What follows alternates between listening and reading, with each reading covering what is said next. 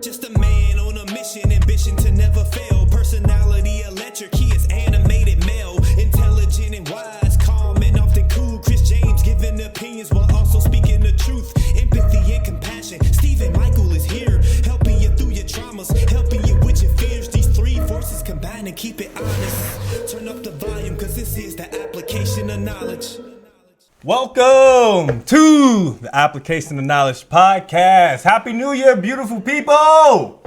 Happy New Year. I am Animated Male, Chris James, Stephen Michael, and we are on episode 100. Oh, that's perfect. Episode how that works out. 100. Happy New Year's episode.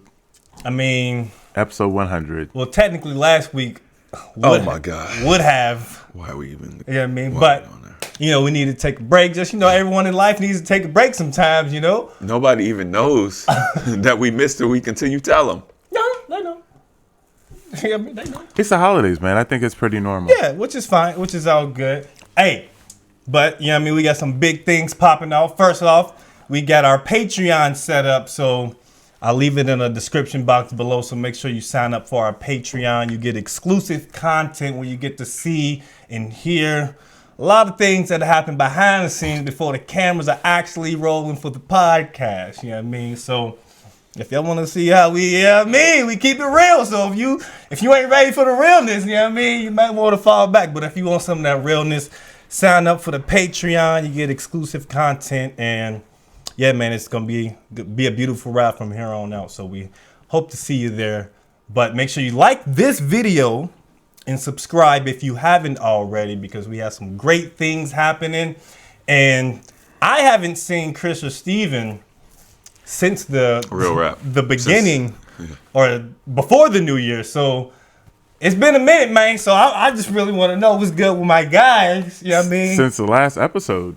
Yeah, I haven't seen these guys literally since the last episode. It's been 2 weeks of the podcast. Haven't had a good conversation, no hug, nothing, none of that. I mean, they don't hug anyway. You've been doing your thing. I've been doing my thing. Y'all been doing y'all things. You know what I mean? I think we all been doing what do you call him? Movie star Steven, what do you call him? Movie star Steven? What is it? Superstar, Celebrity Steven. Celebrity Steven? You know what I mean? Something like that. I don't remember. Wait, what? What'd I do?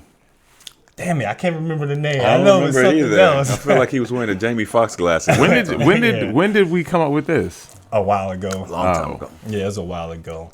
So yeah, Steve, I'll start with you, man. Yeah. How's your new year been? How has your new year been? What have you been up to? How's life been, man? Life's been good, man. Life's been good. Life's been real good. I was out of town for about a week and a half with the kids. Did you extend your trip? No, it was meant to be that long. Oh, okay. That's a long trip. Yeah, it was. And, you know, part of the reason I wanted to spend that much time out there is because last Christmas, because of things that were happening on their end, I couldn't go. I could go, but it wasn't going to work out.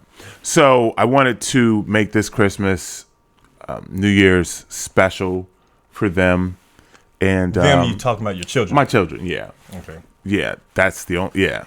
So it was great, man. I think one of the my daughter came up to me and hugged me like 2 days before I left, and I don't know what we were doing. We were in the store or something, and she just looked at me and she just was out of nowhere. It was just like, Dad, this is the best Christmas ever.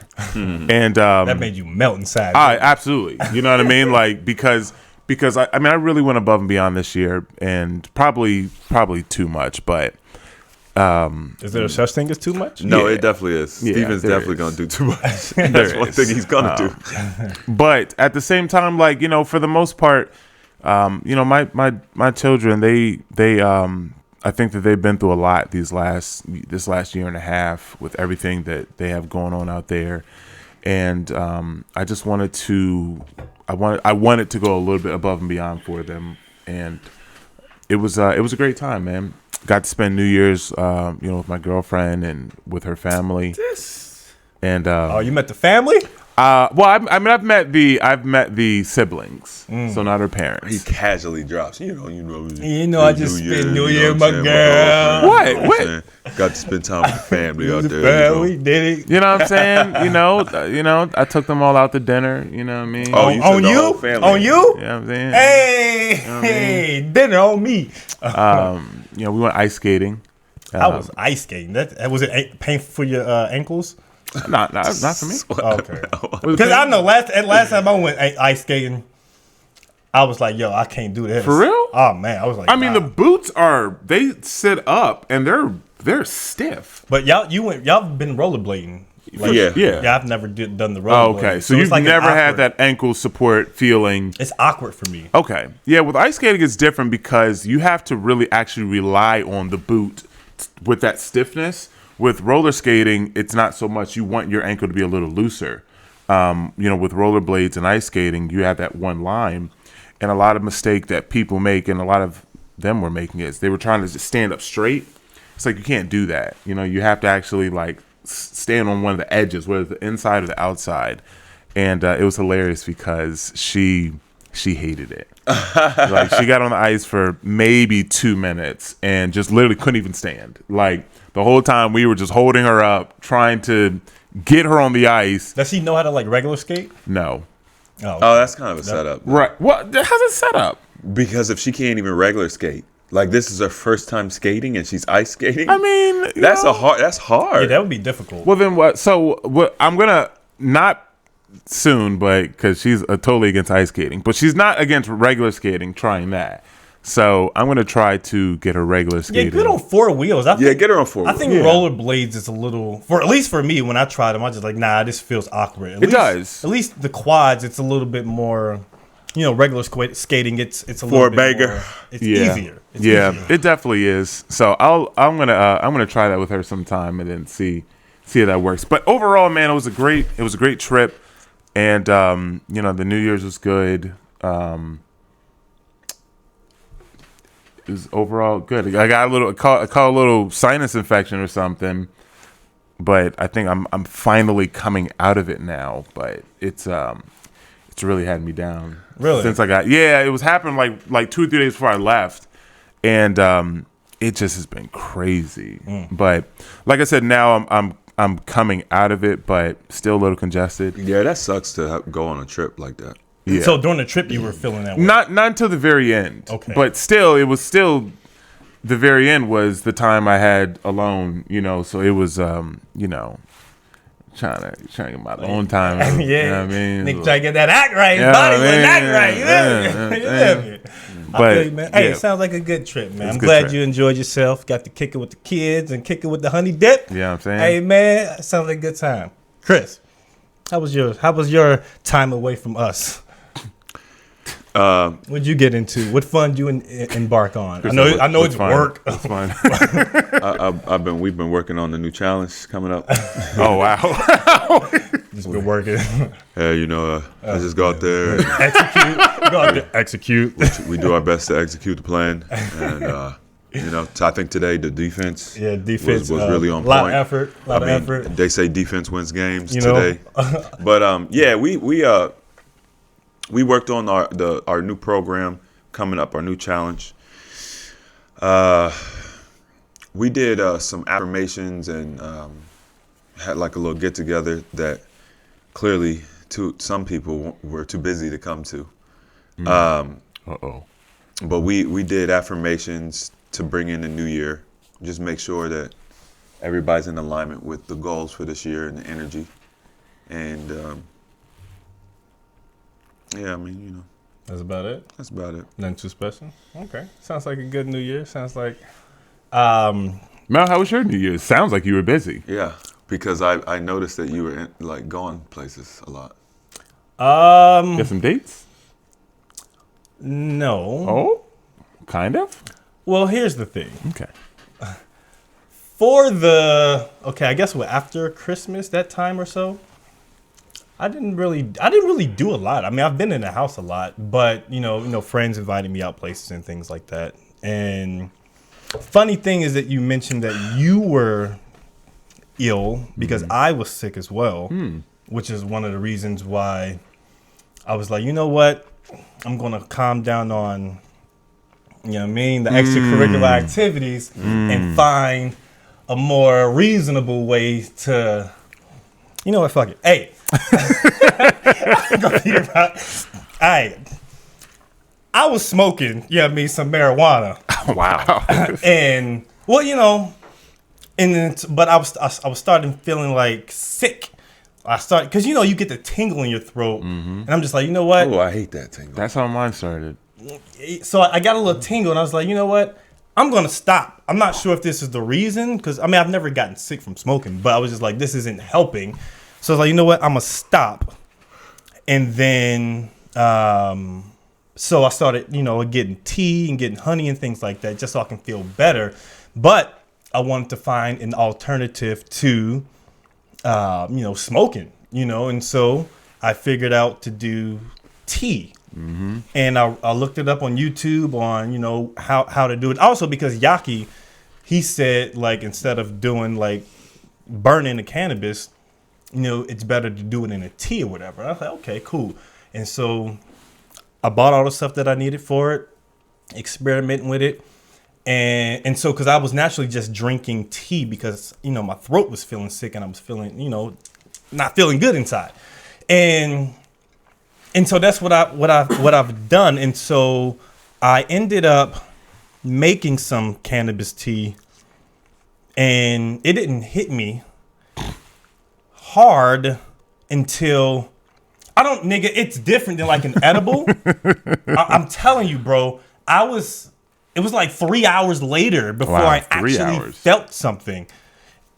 And then I had like 4 cups of tea. And nigga, I was gone. I mean, like, I was like, all right, I'm getting a little tired. So let me go to sleep. It was like 3 a.m. Yeah. 3 in the morning. I was like, you know what, let me go to sleep. And I was laying down and I was just like, yo, I'm getting higher right now. Like, I was like, why am I getting higher?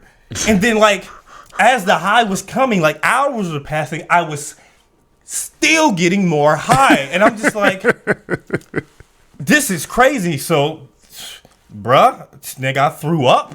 Wow. You forced yourself to? No. Oh, wow. No, I didn't force myself to throw up. I was just like, I don't like the way it's, and my body was just like, I fucking threw up everywhere. Oh, you didn't make it to the bathroom? No, I did. Oh, Because I felt, I was like, oh, nigga, I don't like this. And so I went downstairs. Came to the bathroom. I fucking threw up in the bathroom.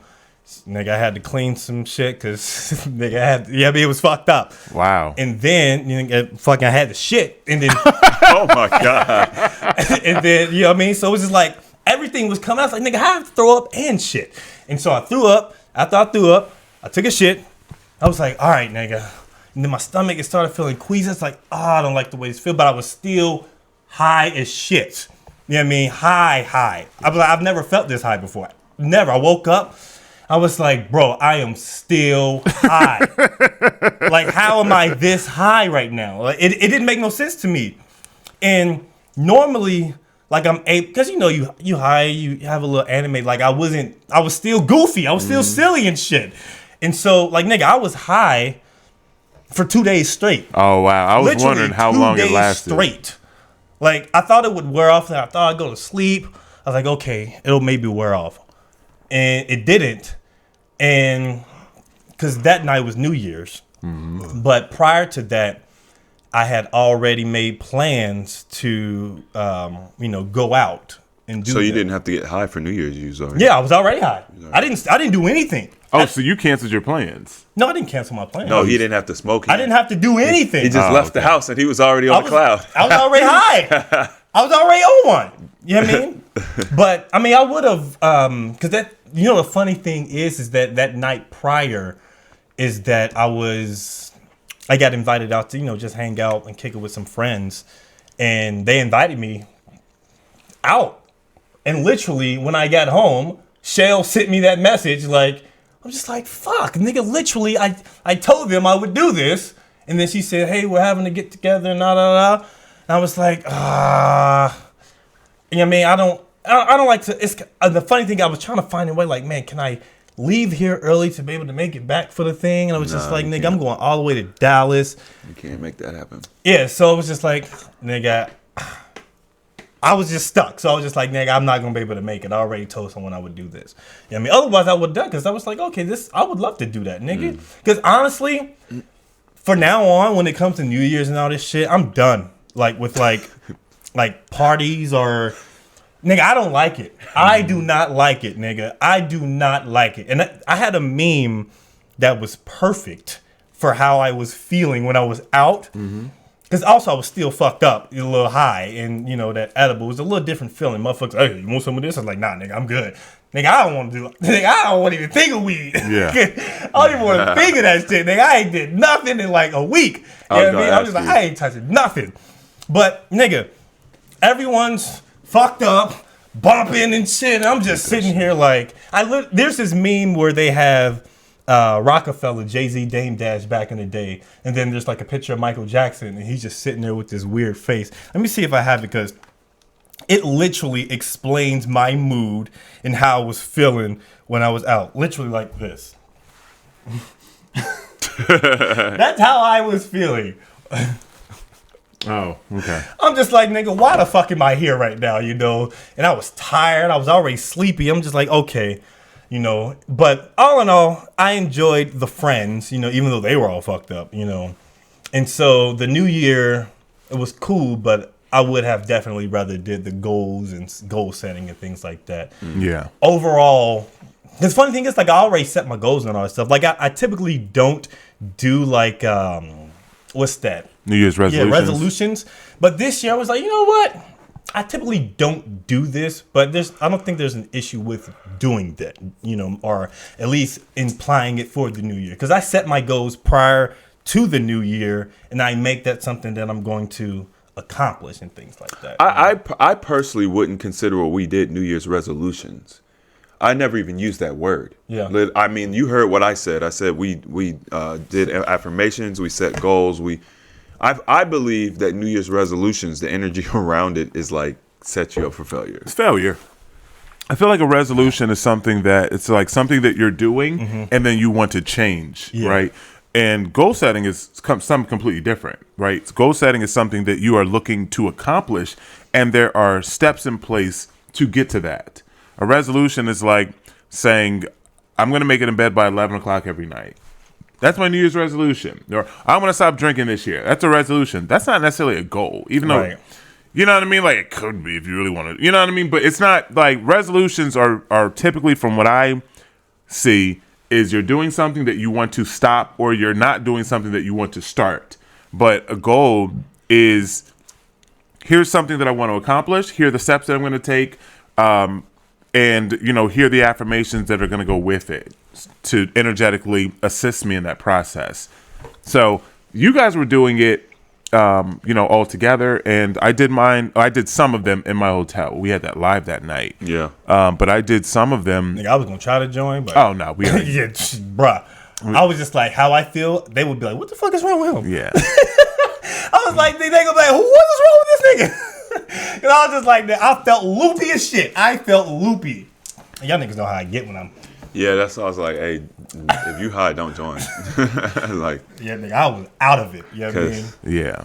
But I mean, one of my resolutions that I did make, it's kind of a goal or at least a mindset. It's like I'm just going to be more focused and disciplined. Focused, disciplined, and be more.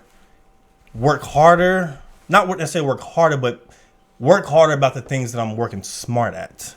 Okay. And put more energy behind it. Yeah, put more energy behind it and focus. Like, even if I have to wake up earlier or stay up a little bit later, because like when I stay up late, I think about how, you know, Chris is, how, you know, anytime I do something, I'm like, all right, how would Chris approach this? I swear, my mindset was like, okay, because this nigga. What would Chris do? Because he'll stay up because he's working and all that, and I think about the bedtime thing, and I'd be like, how late does he normally stay up?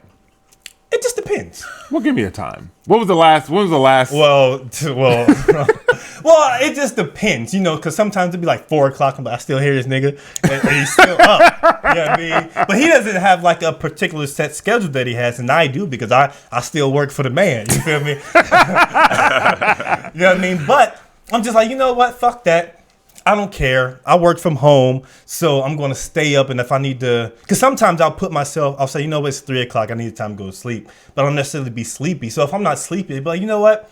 I'm going to work on some shit right now. I'm not just going to be sitting in bed trying to go to sleep if I can use that time to be working, So that's just the intention when it comes to making use of all the time, because, the time is limited when I'm working, and I have those 8 hours where I'm working, where it's taken away from the things that I'm truly, dedicated to and can be putting my attention towards. So that's when I say, I'm just go a little bit harder and be a little bit more disciplined when it comes to that, And because sometimes, nigga, when I be on the clock, nigga, I can go to sleep. Yeah. Like, I'll probably take like a little 30-minute nap or so, and things like that.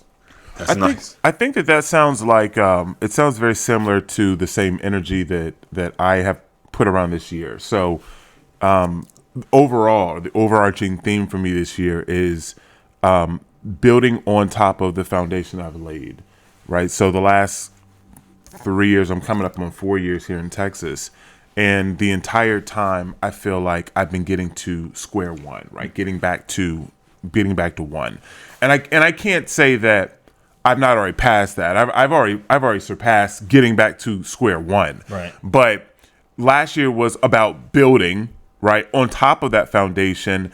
And there's a lot of things that I have now created as a foundational piece. And now this year is like, okay, let's really blow those things up. So I'm in the same energetic field as you, like get more disciplined and, in my fitness particularly, as well as, my work and the things that, I'm doing. And I didn't set a reading goal, but I remember you a couple years ago, you were talking about how you wanted to read. I forget how many books it was. I did. 50 books? No, it was 3 books a month, so it's 3 times 2 is at 36. 36 books a year. Okay. So I didn't set a goal for that. Maybe I will, but I have a lot of books, but a lot of my books are also like research books where I'll go for if somebody's like, hey, I have an issue with X, Y, and Z. I forget, like resource books. They're not books you would sit and read. Mm-hmm. But I want to actually make sure that I'm reading books this year. Like I do read, but I want to be intentional about it. Yeah. Because there's a lot of power in it. And I bought this journal where it gives you prompts for, emotional depth or digging deeper into yourself. And I just started it yesterday. And the first prompt was actually pretty deep. And, the first chapter is on intention. And the first prompt is, write about who you are no longer willing to be. And it, the very first one. And I sat there and I thought about it. And as I was writing, I started to get like a little teary eyed. And I'm just like, it's so interesting because the person that I am saying that I'm no longer willing to be now is the person 3 years ago I saying I wanted to be.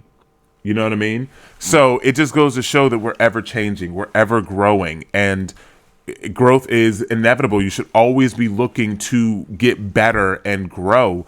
And part of my growth this year is being more intentional in the things that I do, being more disciplined in all the knowledge that I have, and just overall growing, because this year for me is a breakout year in my mind. Because next year, 2025, was like my 5-year anniversary, right? There's a lot of big things, that I feel like I get a lot of freedom in 2025 in my life. So I feel like, okay, this is a really big year for me. And I intend, and you guys can expect to see a lot of growth and changes, more changes this year. So I guess I'm just telling you that to keep myself accountable. You know what I mean? So Yeah, we're gonna hold you accountable. that's how the brotherhood is, man. You know, we should be telling each other what we are looking to do, and you know, checking on each other every once in a while. Like, hey, man, you been reading? What you been reading? What you been learning? You know what I mean? So, Yeah, I've been doing a lot of reading. I guess to piggyback on a little bit what you were speaking about, not necessarily reading because I already read, but it's like I think I watch a lot of y'all videos that you do when you're either doing the PAMs or just when you're speaking to the people. You said the PAMs. Oh, yeah, I know y'all say PAMs, funny yeah. Because anytime I see Harris Pam, I think of old girl from Martin. So that's just where my mind goes. And so I'm like, man, I like the fluidity when it comes to the speaking and just how knowledgeable it is. And I know it's not necessarily like you're reading off of something or you have notes. It's all off the top and it's based on things that you have knowledge of or just firsthand experience on doing. And so I'm making that something that I actively do where I rely on the information that I have versus, you know, having a paper to be my catalyst to fall back on. And there's probably a level of uncomfortability there, but I have to be in that uncomfortable space and be in that position to be like, oh shit, what I'm gonna say next, that type of thing. But I know a lot. It's just that oftentimes I'll be like, I'm not sure if I'm relaying the information in a way that's precise, you know? So that's something that I'm being more cognitive of when it comes to, you know, relaying information that's a little bit more, it's from me, but it's because I want to be me. I'm going to be me in all aspects of my life. And I do want to be able to help people from a way that's genuine and not like it's a script type thing, you know. So that's something that I've been working on as well. You know what I mean? well, I'll say this, and I know that you've kind of mentioned that before. A lot of a lot of experience, you know, comes from behind those things, but you know, there's also some natural gifts that we have there. So. If I am looking to provide very precise information and it's a lot and I need it to come out in a particular way so the flow makes sense, I will have notes. Yeah, I mean, I don't say there's anything wrong with notes. Okay, I just was going to say like, but definitely not a script. Be like, yo, so I need y'all to, you know what I mean? No, yeah. So the notes are really just they're triggers, like a PowerPoint. You know, your PowerPoint may have one slide and it just says intention. You know what you plan on talking about, right? And then there's maybe two sentences and maybe you read it, maybe you don't, but it's really just to give you that, to keep you on track. Yeah. And a lot of our notes will be that way. So I'll have my notepad in front of me if I'm teaching and there's not much there. Right. It's just something to give me a guide. Or if there's something very specific, like a definition or something I need to convey in order to provide precise information, then I'll read that. Yeah. But it's just that read this so you know where you're at, and then you talk about it, and then you move on to your next point when you're done talking about it. Yeah, so good bullet points. Yeah, exactly. Breaking it down in bullet points. So yeah, man. But I did see that you had a little plug here. I got the email from AHA this morning.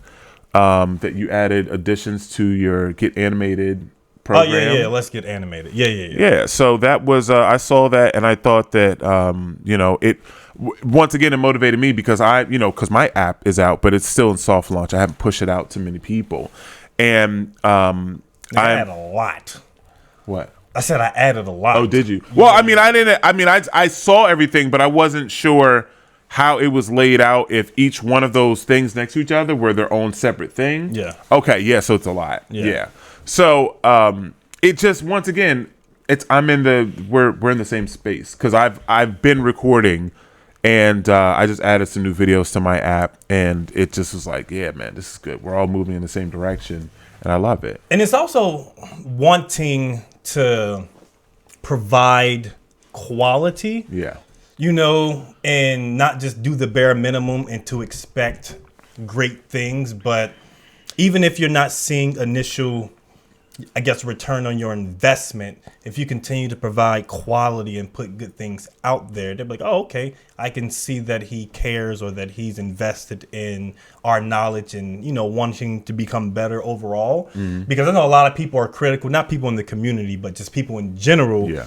When it comes to, or at least I know I can be critical when it comes to people who are overweight, but I care. I'm critical because I care, and That's a shirt. I'm critical because I care. That is a shirt. don't bite it, But yeah, I mean, that's just how I feel. Like I'm critical because I care. But, I feel like we're all on a good path when it comes to our new year and this year. Yeah. Just continue success and doing things bigger and better. And there's a lot of things happening in the world currently. Yeah. Okay. And there's a lot of things that we need to touch on. I mean, I wanted to touch on this last time because Dr. Umar, he had a lot of stuff happening in the world. And I actually got to see him speak. I went to in person. Yeah. I got to see him live to speak in person and things like that. How much was the tickets? It was free. Oh. So he be talking all this King Kong consciousness. And no, I'm just joking. No, and typically he charges, but whoever sponsored this event or whatever, they pay for it and all that stuff. And so, I went to his first, he was on the Joe Budden podcast and he was speaking to the podcast about, his typical stuff about the snow bunny crisis. And is that what he calls it? That's what he calls it. Like when there's like a black man dating a white woman, he calls him like a snow bunny. He calls it like a snow bunny crisis and things of that nature. But when I went to the event, he kind of doubled back on a lot of that stuff that he was talking about. And he had a lot of backlash from his comments, calling the snow bunny crisis. He also spoke on Eminem not being like, he can't be the best at rap because he's not of the culture or so. Or he can't be the great at something that he isn't like a creator of. Like hip hop was created by black people or African Americans in a sense. And so he can't be the great at something. Not to take away from his lyrical skill, but he can't be the greatest or anything like that. And so he had a lot of disparaging thoughts when it comes to that. And a lot of people were up in arms and upset about him when it comes to that. So do you all think if you don't come from a particular race or if you didn't start a particular thing that you can't be the best at it if you aren't the creator of it? Have you seen the that I don't even know if it's a dance, but it is the where the guy he's basically like side moonwalking. Airwalk? Yeah. They've changed it, or someone else picked it up, but it's the pimp named Slickback dance thing. Where's it? Pimp named Slickback, and he's like doing this little with his feet. The gliding? Yeah, I know the gliding thing, but the pimp named Slickback, I don't know. Okay, well, that's the new part of it. But so the guy originally, who I don't remember his name, but the black guy created it, right? And then, which it was popular.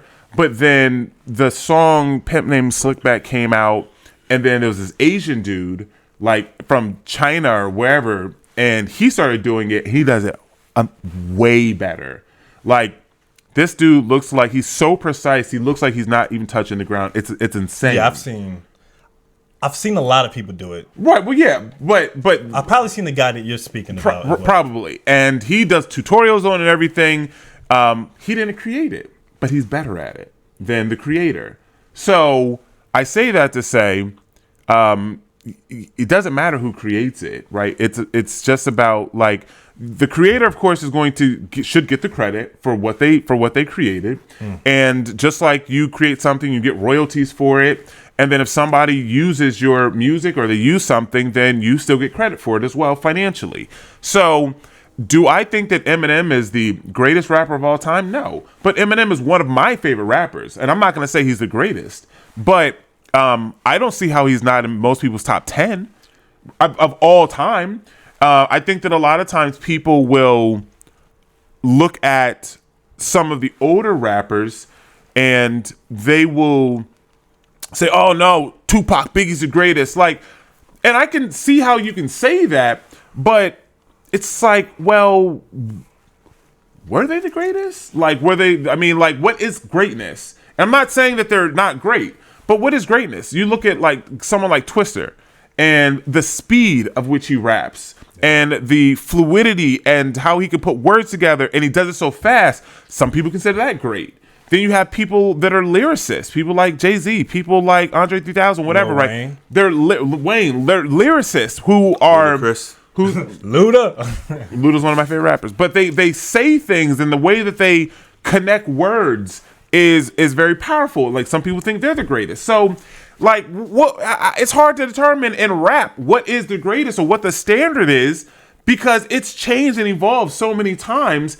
It's really personal preference. Well, So- it's 100% personal preference. I mean, there's obviously kind of two camps. You can look at it from a number standpoint, which still is not accurate, not across the not across the generations, or I think maybe the way that people like to look at it holistically is like cultural impact. What type of impact have you had on the culture? Maybe you only had one album and it went gold or something, but you also have an impact on a culture. Everybody knows your name, and people put you in the top 5 conversation, even though you only sold, gold record. So I think if we're looking at things like realistically, that's probably the way that we don't care about numbers, because without Google and stuff, you don't know what the numbers are. But we do know the impact. That's why you have like a Tupac and a Biggie even in the conversation, because the impact they had was so great, especially in death. Yeah. So this is, I think, why people have an issue with Eminem, because Eminem sold the most records. Like, he has more record sales, but he doesn't have the greatest cultural impact. I think Game used to say, but niggas ain't bumping you in the hood. Like, Yeah. You know what I'm saying? You never go down the street and hear anybody bumping Eminem. You just don't. Steven is the only person that I've ever heard bumping Eminem. I mean, back in the day, you know what I mean? Back in the day. Even now, I still listen to certain things, depending on I'm feeling. Yeah, so my thing is, I agree, Eminem is a great rapper. It's hard to put him in the top 5 because of his cultural impact. I really think he's a great rapper, but You don't put him. He's got to be in top 10. He's top 10. no, he's top 10. I'm not saying that he's not in my top 5, but I can see why it's hard for people to put him in the top 5 because of his cultural impact. I'm trying to think who would my top 5 rappers be. We already know Lil Wayne. Lil Wayne, Jay-Z Jay, is up there. Yeah, it'd be Lil Wayne, Jay, Fabulous, Oh, he went back on him. Jeezy, and I would probably put Eminem there. Jeezy, I'm trying to think of Luda. Sorry, I literally was thinking Luda. I would put Ludacris there. Luda, I'm so true to smoking that stanky Buddha. My pinky shining with diamonds, my index on Aruga. I wet these hoes in they sleep, so just call me Freddy Cougar. The boogie man, oogie woogie, give me that ooga booga. That was my shit, man. Back in the day. And I got a problem because I probably got to put T.I. in there somewhere. T.I. That's why I said top 10. It's Yeah, hard. he would be top 10. It's hard, man. That's not easy. He doesn't even put himself in his top 10. Right. Top He has- 5. Top 5. Yeah. He's M does not even put himself in his top 5. Like, because he's, but also, I mean, if you look at, But Shady white Records. people typically consider him the greatest. Well, I could see that. Yeah. Because, Who do you think was buying all them albums? Right. well, black people bought it albums.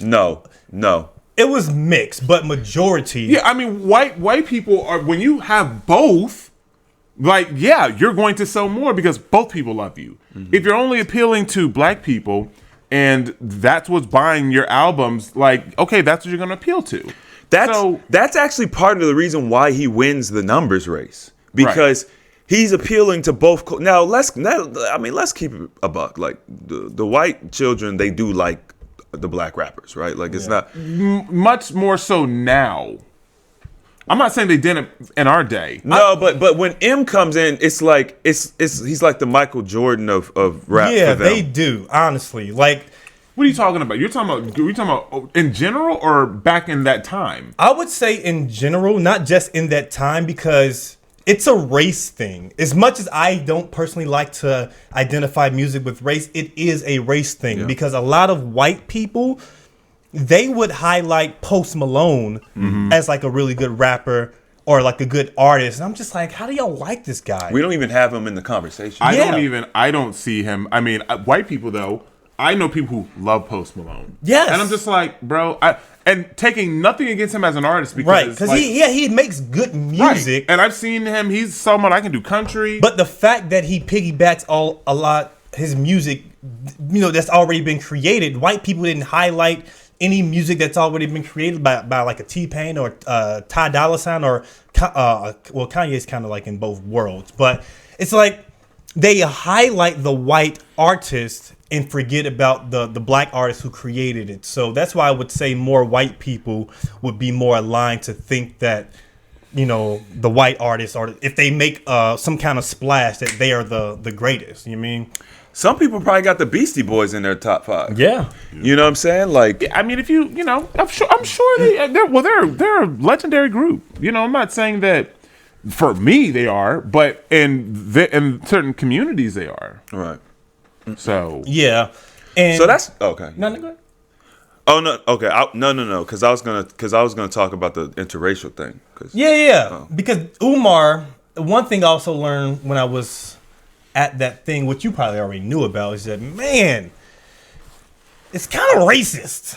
what do you mean? The undertone of their message. Umar's community, or Yes, but also the church, because it was in a church, and it was it was like they celebrate Kwanzaa, and they celebrate Kwanzaa, and they did a lot of down talking to like other races. And I'm not necessarily. I don't like that. Like, I don't like it, that part doesn't resonate with me, but I also understand that I'm not like them. Mm-hmm. And so, like, while I am pro-black, I'm not anti other races. Yeah. You know what I mean? Like, or not even pro-black. I just like humans and people, but I do support, people of melanated descent. And I would go out of my way to do things, just to make sure that I'm showing support, because a lot of times in the mainstream world, they get shunned or looked upon in a certain particular way. But I don't like the separation. Mm-hmm. I do not like that separation. They did a lot of down talking when it came to black and white or, any other race. I don't like that. And there's a disparaging thought when it comes to interracial dating. Like, he called it snow bunny crisis of like black people dating white people. So when it comes to black people dating white people, what are your thoughts on that? And do you think that it's an issue for, people dating outside of their race? Number one, I don't like anything that is intentionally creating division. Yeah. So as a general statement, the government intentionally creates division, right, between us. And while I do like the pro-black, right, raise up our people, yay, I'm with that, but it doesn't need to be at the detriment of others. Right. It's the same way when you look at men and women, right? You can be a feminist, you can be pro-women without being at the detriment of men. So it doesn't matter how you want to slice this. If it is pro anything, I'm for it. Go for it, queen, right? But if it's at the detriment of the person or people that you are pro against, I'm not with it. So at this point, man, in life, I think that I've been doing a lot of I've been watching a lot of Billy Carson recently. Yeah. Okay. And I think that we were intended, or maybe biologically at our core, we're mixed. You know what I'm saying? Like, we're not, I don't know, these pure, oh no, they can hear me, man. We're not these like pure blood beings or whatever that we think that we are. And I think that we should mix and mingle. At I won't say should, but if that's your preference, I don't have a problem with it. No, obviously, I say that because I have mixed children, right? So maybe I'm biased, whatever. But I mean, but that's a lot of that's because that's what I grew up with, and that is what was around. That's what I saw. So of course, naturally, that's what I gravitated towards. And then as I grew older, then I started to see things differently and open my horizons to everybody, right? Well, all women, all colors and shape sizes, whatever. Most shape sizes. There's one particular shape that stands out more than other ones. You know what I mean? You're a bastard. A lot of Kirby's out there. Well, there's things have changed. But I don't know, man. I personally feel as though I don't have a problem with you saying keep things in house, right? If our people are our people, I don't have a problem with that. Yeah. Okay. I don't have a problem with somebody, interracially dating. I don't have a problem with that. What I do have a problem with is when it is at the detriment of others. Yeah. So now, if you want to call white girls snow bunnies, I don't care. Like, you know what I mean? Some of them love it. Snow bunny crisis. You know what I'm saying? I think that's hilarious personally. Funny, yeah. But I can see how maybe some white girls will find that offensive. But I just don't like the fact that it does come off racist, and it just rubs me wrong. And that could just be because of my upbringing. But in general, it's not just about black and white. I feel the same way when it comes to religion, how Christians say, well, this is the truth. And so basically saying, by you saying this is the truth, everything else is a lie. Like, how can you sit here and say that Christianity is the only thing that's true when there's thousands of religions, and a lot of these religions were here before Christianity? Like, I always as a child asked myself and others, I'm like, and no one can answer this. It's like, well, I don't understand, like, if God loves all humans, and if Jesus was only here at a certain point, what happened to all the people that were here before Jesus? So they just all go to hell? And they always said, oh, well, God has, they're in purgatory, or there's yada, yada. I don't even know. It never made sense. The explanation never made sense. So overall, for me, when you make a stance and you take that stance, and that stance is as bringing others down, then I have a problem with it. Because at the end of the day, I think that you should stand on your own product, your own thoughts, your own whatever, and let them speak for themselves. You don't need to pull other people down or anybody else down in order to raise yourself or your people up in that way. So that's just how I feel about all of that. So, Chris? I think Umar, the issue is Umar. So you got to look at it from his perspective to understand his rhetoric. His perspective is the black community. Yeah. So when he says that the snow bunny crisis and stuff, what he's talking about is the leaching of our resources to other communities, and how essentially it's been happening for, half a century, and we have to stop it. And one of the biggest holes that we need to plug is through our marriages, right? You have all these wealthy men, basketball players, actors, whatever.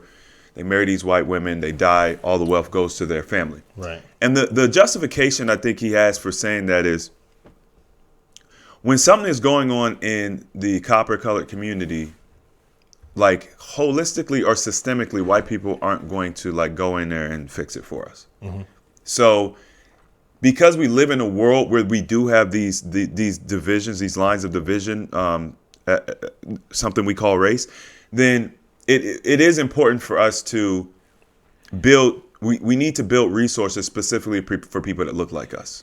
So I think that's where that rhetoric comes from. That's why he goes so hard on it, and I don't disagree with that. I obviously, and I'm not exactly sure where his stance is as far as like how he feels about somebody who will actually date someone outside their race. I know he feels strongly, whatever his thoughts are. But He calls him a sellout and Okay, so things like that. that's taking it too far, right? That's taking it too far. Basically, what Steven said, you don't have to tear someone down. To your emphasis should be on, look, in our community, we don't have jobs. I can't provide you a job. That's a problem. Like, how do we get to a place where we could build businesses and provide jobs for each other? Because that's literally what everybody else does. If I need a mechanic, I should automatically go to somebody that looks like me. I should automatically go to somebody that looks like me if I'm going to buy a new couch or an appliance or a car or whatever the case may be. We don't even have the businesses. So I can't even go and do that.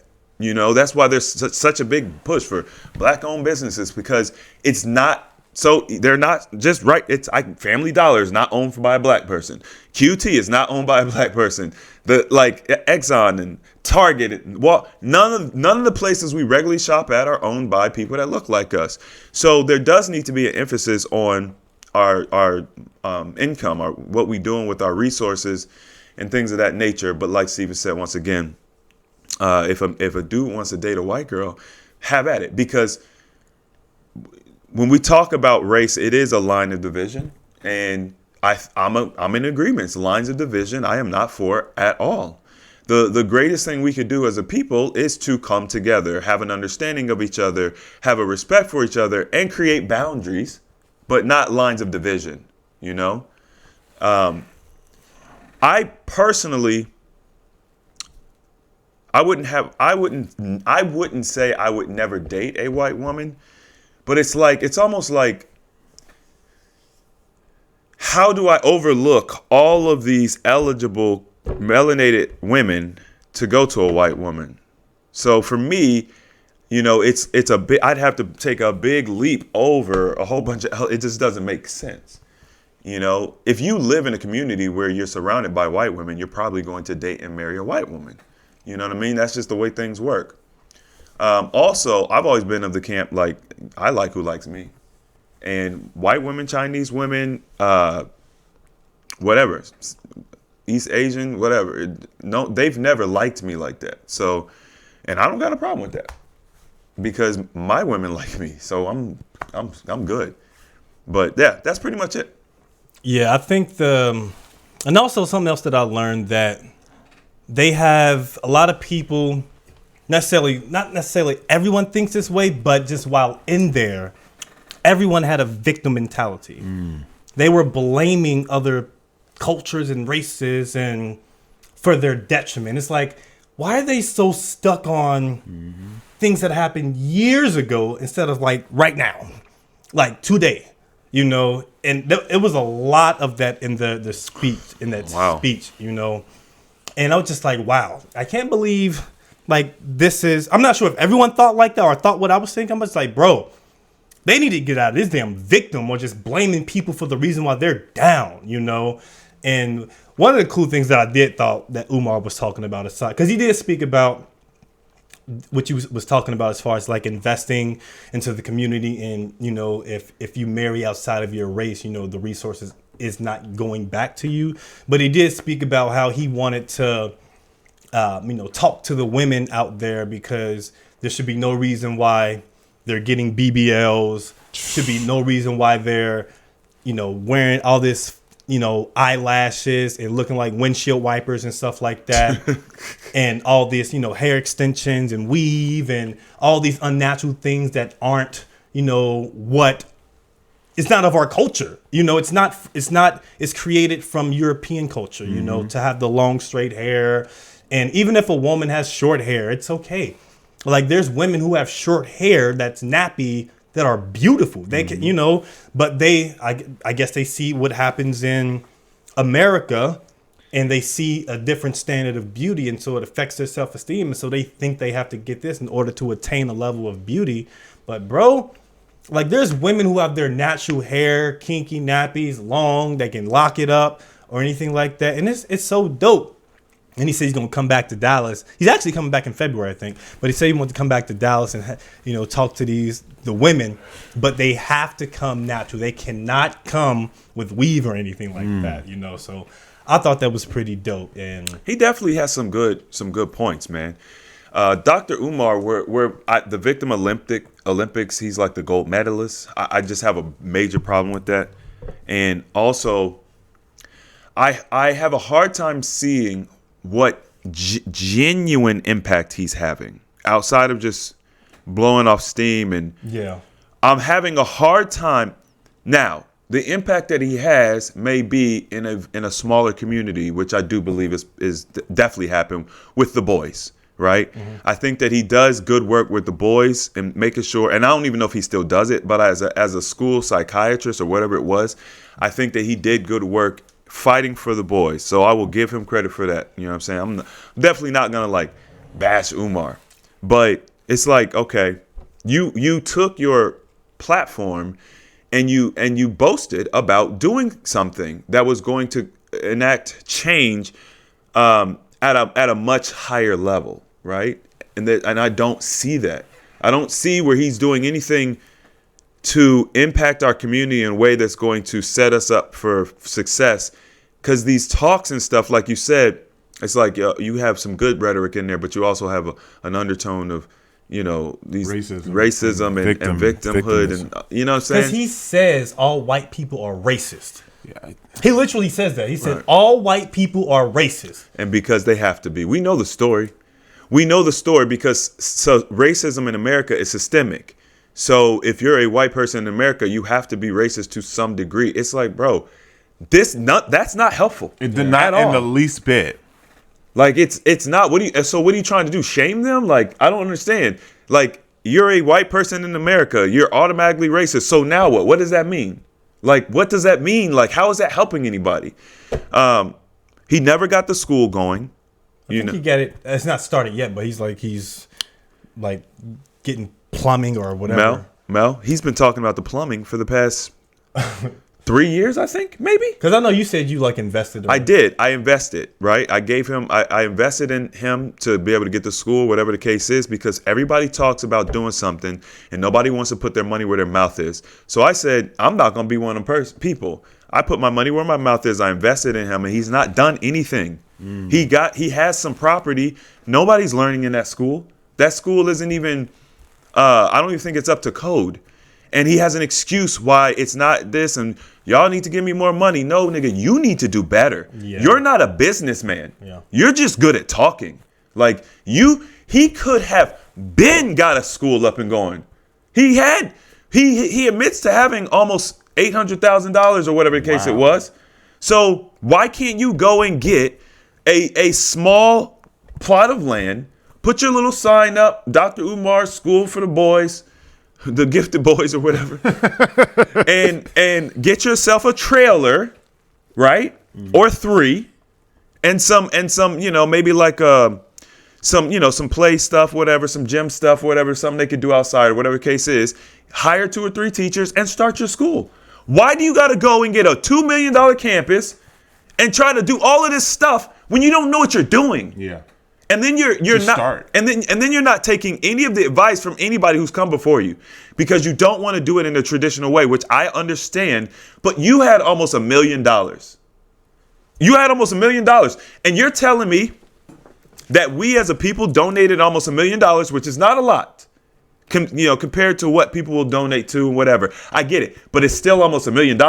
You couldn't put another $200,000-$300,000 with it, make it $1 million, and go and do what I'm talking about. Or use that and go get a larger loan, or because I'm sure from his speeches that he's got to be. He has to, got to be making money. Yes, and there's this guy. His name's King Randall, a new emerging king, whatever. Sounds familiar. I think he's in Atlanta, but he cares about the community, and he's created a school, and he did this off his own. It didn't take years. He just did it. Right. He seen kids didn't have fathers, and so he created his own school. I'd love to do that. New Emerging King is his name. Check him out. He was actually on not Boyce, was it not Boyce, but this other black speaker. And he was actually kind of tearing down King Randall, which put him on my radar. He speaks fast, but he's in like the political world.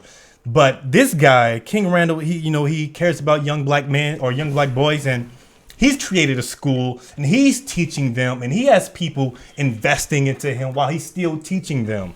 And he's like making use of government grants, making use of, the things that you can use in your community to help these children, these kids, to become men, teaching them how to build, teaching them how to fix cars, and teaching them like That's beautiful. yeah, man. So I'm just like, yo, and like I wonder if like I don't know, because Umar, I know he always talks building at school and all that stuff, but I feel like it's been way too long for it not to happen, and to see someone like King Randall to actually just teach these young boys. Yeah, because it's not necessarily just about teaching.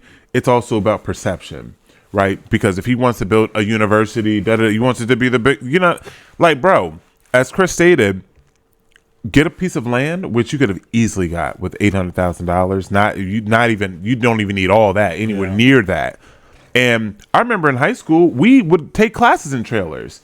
So we had our school, but because the school started to grow, they started to add trailers. The annex. Right. Yeah. But they were trailers. Mm-hmm. And I had 2 or 3 classes through high school in trailers.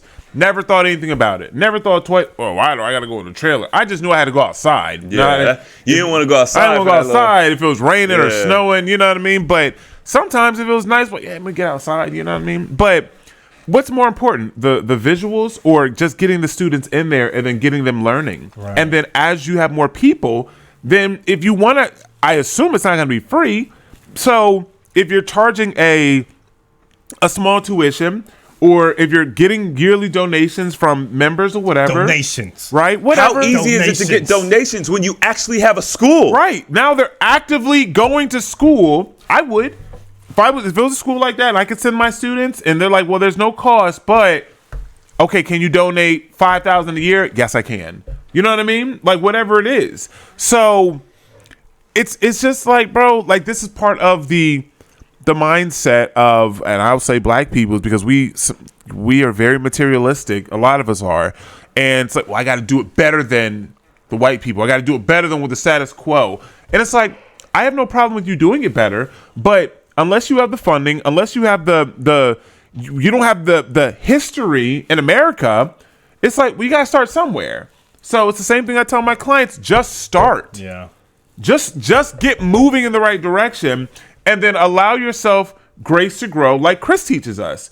Just allow yourself grace to grow, and as you do it, then maybe you inspire somebody else that does have money. Or maybe someone sees you and you get a big superstar that says, what's happening over here? If then now they come and say, I like this, I'm going to give you 10 million because you're doing something. But just talking, and now you're just taking money, and then now it's like, well, nothing's even happened. Now you lose credibility. No one's going to go give him 10 million now. There you go. You know what I'm saying? And it's like, you got King Randall. Mm-hmm. You've got Derek Gracie. Mm-hmm. Mm-hmm. Yeah. You've got there are people out here already doing what it is that you say you want to do. Why aren't y'all working together? Right. Now, I understand from their standpoint why they're not working with Umar, but I can't understand why Umar is not reaching out to work with them, people who are actually doing it. Like, why wouldn't you go and talk to the people that are actually doing it, and they're not doing it necessarily in a traditional sense? Pride. Right? Yeah, it's hubris. He wants to do everything through blacks. Yep. Everything. Absolutely everything. I'm just like, bro, sometimes you gotta, I mean, if you want to. I mean, I get it, but that's the problem. That is the not narrative, but that's who he's built himself up to be. That's the hill he has to die on. Yeah, he's boxed himself in. Yeah. So that's the problem. And the school that he's naming his school, the name that he's naming his school after, the Frederick Douglass. He had a white wife. Oh, Marcus Garvey. He had a white wife. It's Frederick Douglass, Marcus Garvey, something for the School of the Gifted Children Boys. But he had a white wife, bro. Like, bro, it's just, bro. That's the problem. And as Chris said, it was great. It was like that's who he has to die on, because he's made this is who he is. So it's that's just like why AHA we can pivot so much, because it is a healthy alternative. Yeah. Whatever it is, alternative to Western world medicine. Western wellness. We're an alternative to them, and that could mean anything. So that's when people try to box me into something, like, nah, bro. I'm like, no. I'm open to new things and new, like, if this helps people, go for it. Yeah. So it was packed out, and I left that bad boy early because I don't like to deal with traffic. I was like, as the speech was winding down, I was like, I'm gonna get the hell up out of here. was this recent? It was recent, within the last 2 weeks. Oh, okay. Yeah. Insane. Yeah, but overall, it was a good experience. A lot of people there. A lot of sisters there. I was like, damn, niggas. So then So what's up? You ain't, I was like, shit, I might have to stay a little longer. You know what I mean? Talk to your girl. See, that's what they should be doing. You should he should have a segment where we want to put these couples, these people together. Who's single in here? You know what I mean? Like, listen, we got. Hey, man. Hey, maybe we can get something popping. Now, I think we would be remiss if we did not mention Katt William. I think we would be remiss. I was going to mention him earlier. Have y'all seen the entire video? Yes. Yeah. So, okay. 2 hours, 45 minutes. In 6 seconds or something like that. I watched it twice. You know what I mean? Wow. Yeah. Just because, like, I was cleaning up my room and rearranging stuff. So I was like, I'm going to put this on the background while I'm doing it. Okay. And so, what are your thoughts about it? Like, do you, like, because there's a lot that was said in that entire video, but what are your thoughts about Katt Williams addressing a lot of comedians that came on Club Shay Shay and a lot of the rhetoric that was mentioned throughout that entire broadcast or podcast? Overall, number one, I'm not big into comedy. I am. So I know you are. So I don't really have much, to say about the comedians in and of themselves, but overall, I have a new respect for Katt Williams. Same here. Absolutely. Nigga. I never looked at him in the way that he was portrayed, or I mean just him. And then after that video, because of the algorithm, I started seeing so many more videos about him, and old videos of other comedians talking about how generous he is or how he's come to shows and he's given them money. You have the video of Ice Cube talking about how, he was like, yeah, I asked him to write the next one, and a lot of what he said was right. He created this character. He totally changed that, that character in Next Friday. I never knew, right? He talked about Nick Cannon and how Wild 'N Out was failing, and it was basically done. It died. And then he asked, Katt reached out to Katt. Katt came on the show and then worked with the rappers and the comedians, helped Nick revamp it, and then he got it to where it is now, and he left. I didn't realize that Katt Williams in the comedic world was like an OG. Like, he was, like, I knew he's been around, but like, no, they all look up to him as the grandfather of of comedy. Yeah. So I mean, his story about how he grew up, his reading. I mean, he said he read 3,000 books a year. Yeah. Which is in our realm, it may seem unbelievable. He's speed reading. I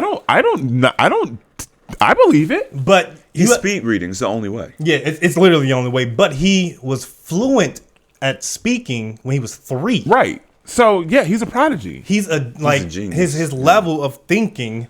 That's what, like, out of all of this entire, this cabal of, that surrounds this entire podcast, is that it's cool for the drama and all that stuff. Yeah. But hearing about him reading all those damn books, how he was reading and like he was like, to get punished, they took away books. Yeah, that's wild. And also, like, he had, like, I guess government agents come in, speak to him to get him into like a school of like brilliant people or whatever. And he decided not to go against it because they were all in like lab coats and it didn't seem like anything fun. And the fact that he knew what he wanted to do with his life, or how his life was at 13, and he had to get away from his parents. Like, I'm not rocking with that. And then he made a living for his own. And then, as you mentioned, helping people and things like that.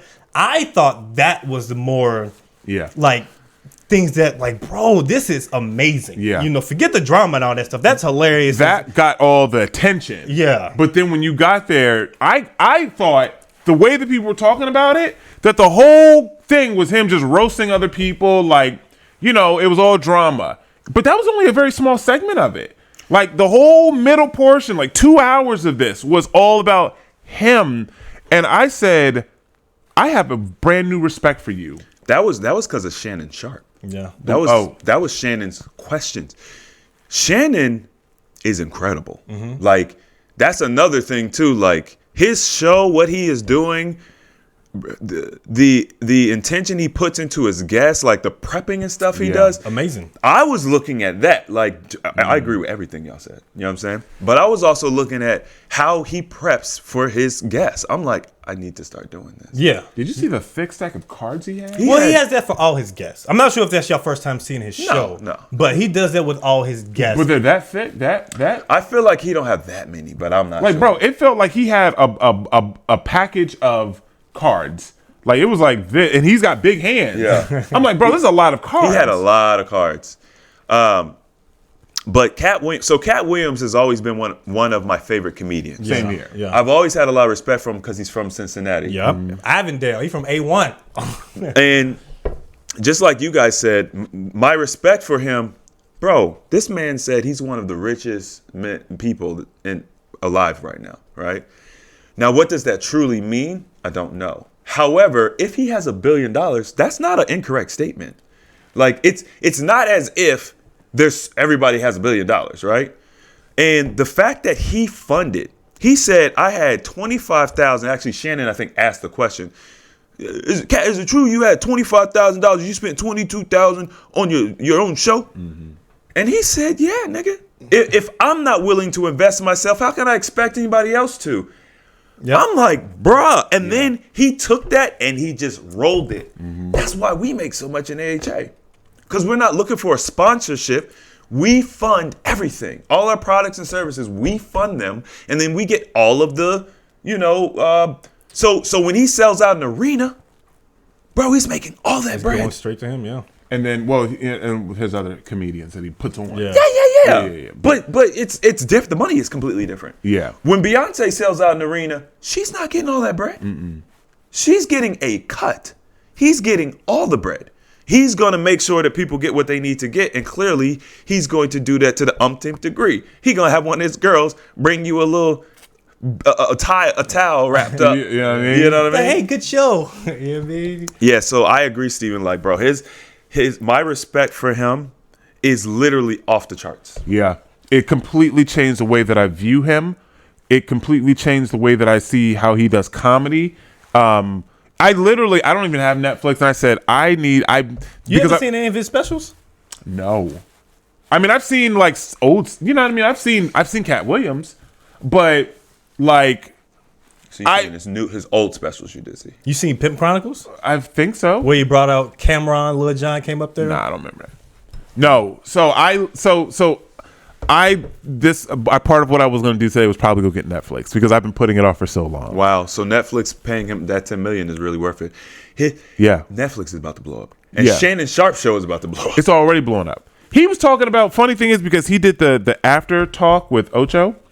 And when it released, I think that it was at 11 million. Nigga, like that shit is at like probably 28 million. It was 27 last night. Yeah, because I watched it last night. Oh, okay. It was like at 28 million. It's probably still gonna be up there. It's still growing. And it's just like he was like, yeah, I had on Steve Harvey's 3 million. I had on 2 million. I had on Ricky Smiley. I was at 1 million. Like, and it's like Katt Williams. He at the time they recorded it was at 11. It more than doubled in a day.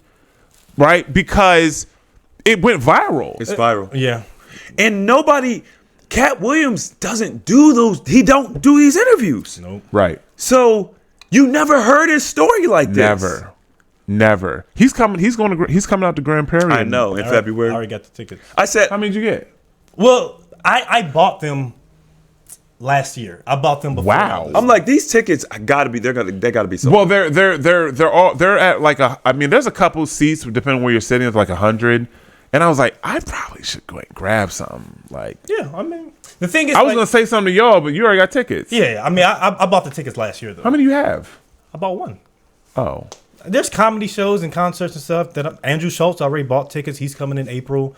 Like I buy them in advance. Like you are okay, but you're into I love comedy. Like comedy. that. I love comedy. You know what I mean? Oh, maybe This Jay is- Farrell maybe I came should here grab last one then. week. Well, he came here. Actually, he's here tonight, and I was going to go, but we have the thing. I was going to do it yesterday, but I was like, I don't feel like going out. But Jay Farrell come back. I'll send him again. This is going to skyrocket his career. It's already. I mean, it's already It's clearly 10 million for the Netflix special. Will Smith, probably the great, one of the greatest actors of all time, one of the highest paid actors of all time, peaked at 20 million a movie. Movie star. Katt Williams is getting 10 million for a comedy special, a 1 hour comedy special, bro.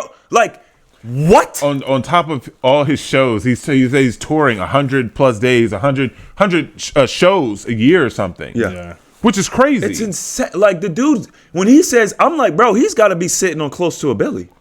Yeah. Well, the funny thing is, first of all, the reason I believe everything he said about his childhood and the way that he could speak and everything, he speaks so eloquently. And when he answers questions, right, the very first couple questions that he was asked, He stops. He thinks. yep. Yeah. He is not just answering a question. He actually thinks about what he's going to say before he says it. And nothing came out emotional or whatever. It was like, no. And then I forget how he said it exactly, but he was like, he was like saying like, when you craft the English language for a living. Yeah. Right. And it was how he said it. And I just was like, this dude is not lying. He does this. Like there's a bullshit meter that we Yeah. all have. Yeah. Now throughout that interview, I felt like maybe there was something that he maybe exaggerated. embellished. or well, he's a embellished comedian. on. For You know what I sure, mean? yeah. But for the bulk of his conversation, it was coming from a real place. It was I don't coming from think he honest. was lying. didn't I don't lie. think he lied about anything. He definitely exaggerated. I think that's okay. Yeah. But he's a comedian. He's an entertainer. Yes. He's an actor. Like, yeah. I mean, you can expect that. What did he say? Comedy first. I'm supposed to be funny first. Yeah. And then respect, and then I mean, he gonna be who he is. But Right. I thought he did an amazing job in that interview. Now, do y'all think that when it comes to, I guess, a lot of things that he was addressing, aside from the comedy stealing, but when it comes to, Why aside from that?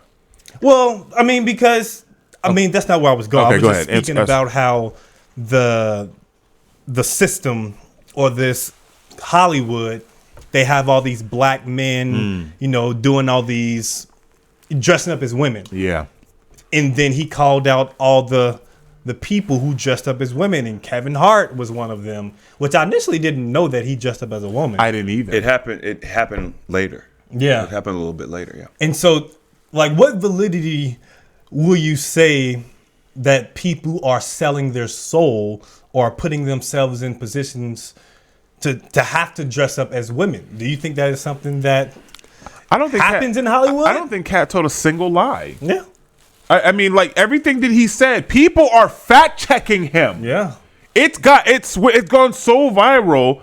People are fact checking him. And no one said he's lying. No one has said he's No lying. one said Kevin he's Hart lying. even responded and said, "Hey man, you need to get that anger up out your chest. Make sure you guys check out my new movie." Da da da. No one said he's a liar. Yeah. Ricky Smiley came out and said, hey, listen, I mean, it's true. He originally, I was going to be this character, and then they decided the producers decided to go with, Katt, and he created that character. Like no one ever said he's lying. Mm-hmm. All they have done when responding, Faison Love, right? Faison, first of all, he recorded this video. He looks horrible, absolutely horrible. Right, big ass oh my black mark God, in his he looks eyes. terrible. Belly with a belly. Like, and all he was saying was literally Katt, you Chip Williams, because Katt Chip, I don't know, you stupid. Like y'all can't listen to stuff like this. Like, bro, that he didn't say anything. He literally just said don't listen to it. Like, but he never called him a liar. Like, and all he said about Faison is he's not a good comedian. And he said he has 4 specials and you can't get any of them anywhere. You can't get them on Netflix. That was said. Yeah, that was said. That was said. He said you can't get him on Netflix or Tubi. He doesn't was have 4 specials. He says he has 4 specials. He was very specific. You can't get him on Netflix or Tubi. Yeah. Why was he so specific? Netflix houses all of the biggest comedians, right? Yeah. They have a library that's just, crazy. Yeah. Tubi is like the low budget, free, everything's on there. Oh, okay. You know what I'm saying? So very specifically those 2. So if you can't be found on those 2 things, you essentially don't exist. Plus, on top of that, he's checked. Katt Williams has checked, because he also said in order to become the greatest comedian in his area, he had to get above 300 different comedians. This nigga was counting laughs. When he said that, I said, of course he read 3,000 books. Yeah. I said, that level of intensity to your craft is Michael Jordan-esque, Yeah, Kobe Bryant-esque, Tom Brady type. Yeah. Stuff. Like it is honestly, it's above that. I genuinely would say it is even above that. Like the time, because not only because a lot of them they're in the gym, you're moving, but to sit there with a pen and paper. And he said he didn't watch them once. Like it was multiple times. He would go over and over it. And to sit there and to be that amount of focus while you're sitting and to do this for that many comics. you have to count the laughs. Yeah. Like I thought that was amazing. Bruh. I know I'm funnier than you. I counted the laughs. I was like, yo, that's hard. Yeah, but no, That's obviously investing in your craft. exactly. And we're not comedians, so I don't know if that's a normal thing, right? Maybe it is, but the fact that he did it. And he can say like, yeah, well, you told 10 jokes and you got 6 laughs. I told 5 jokes and I got 16. Like, whatever, you know what I mean? It's 3 times better than you. right.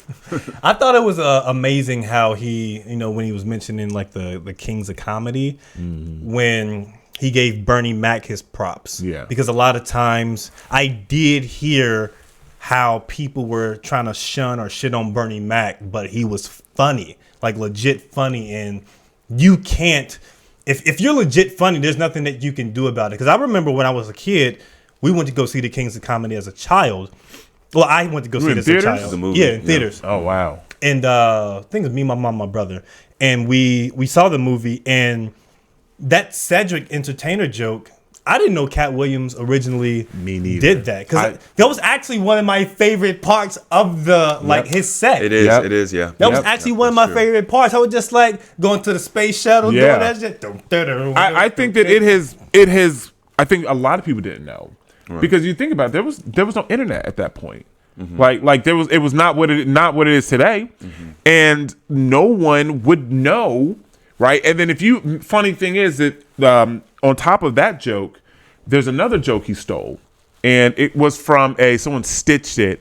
And it was from a TV show, I forget the name of it, from 1988. With the ambitious or initious, the comedy by my initials type thing. Yeah. Oh yeah, you saw that, right? Yeah. That was not. I'm sorry. That was from 1988. So 2 years, 1987, 1988.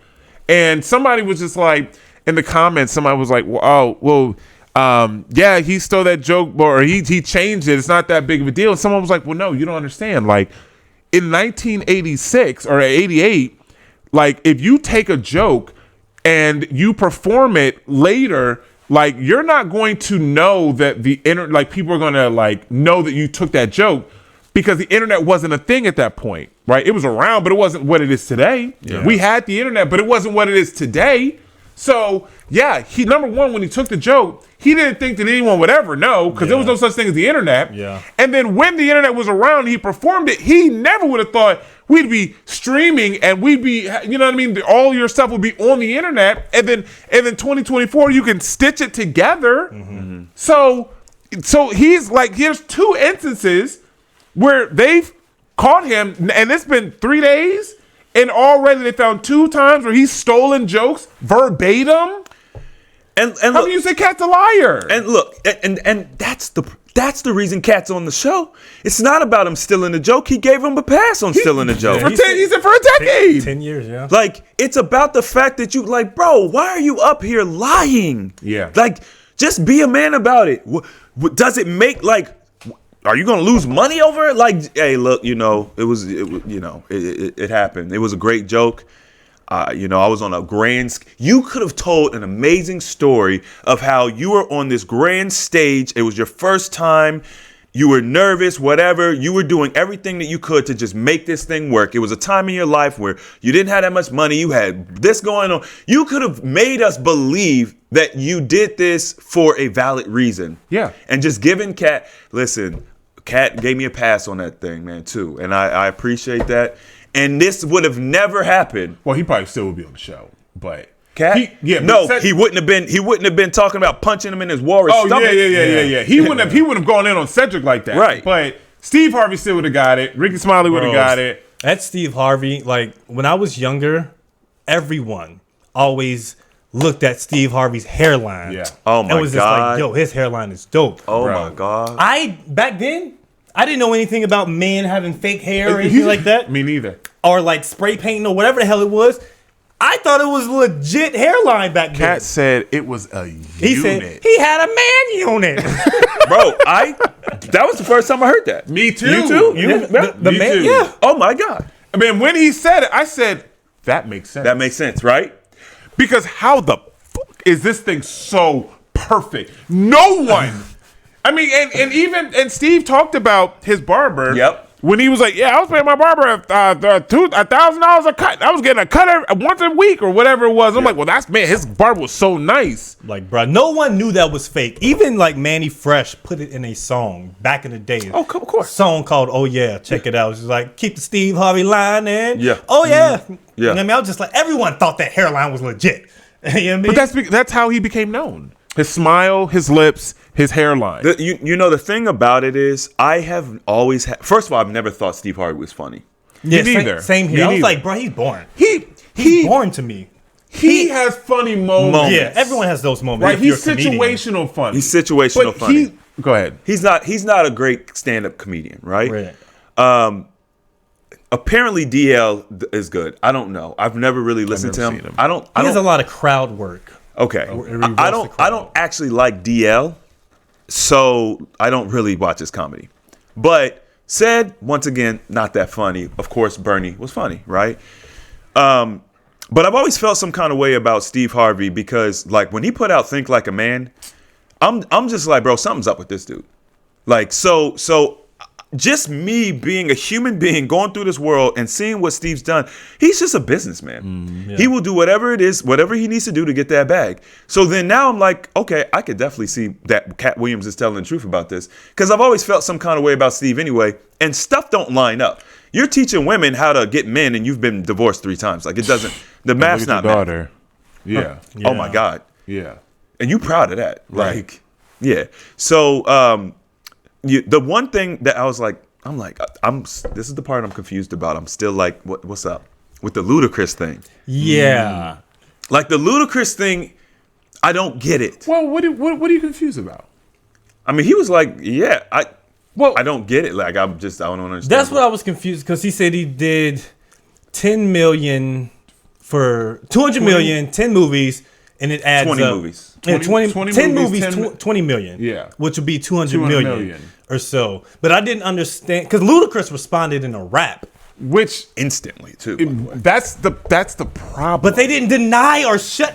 And he talked about his wife. Yeah. He called his wife ugly, or called their wives All of ugly. They have like these. The 7.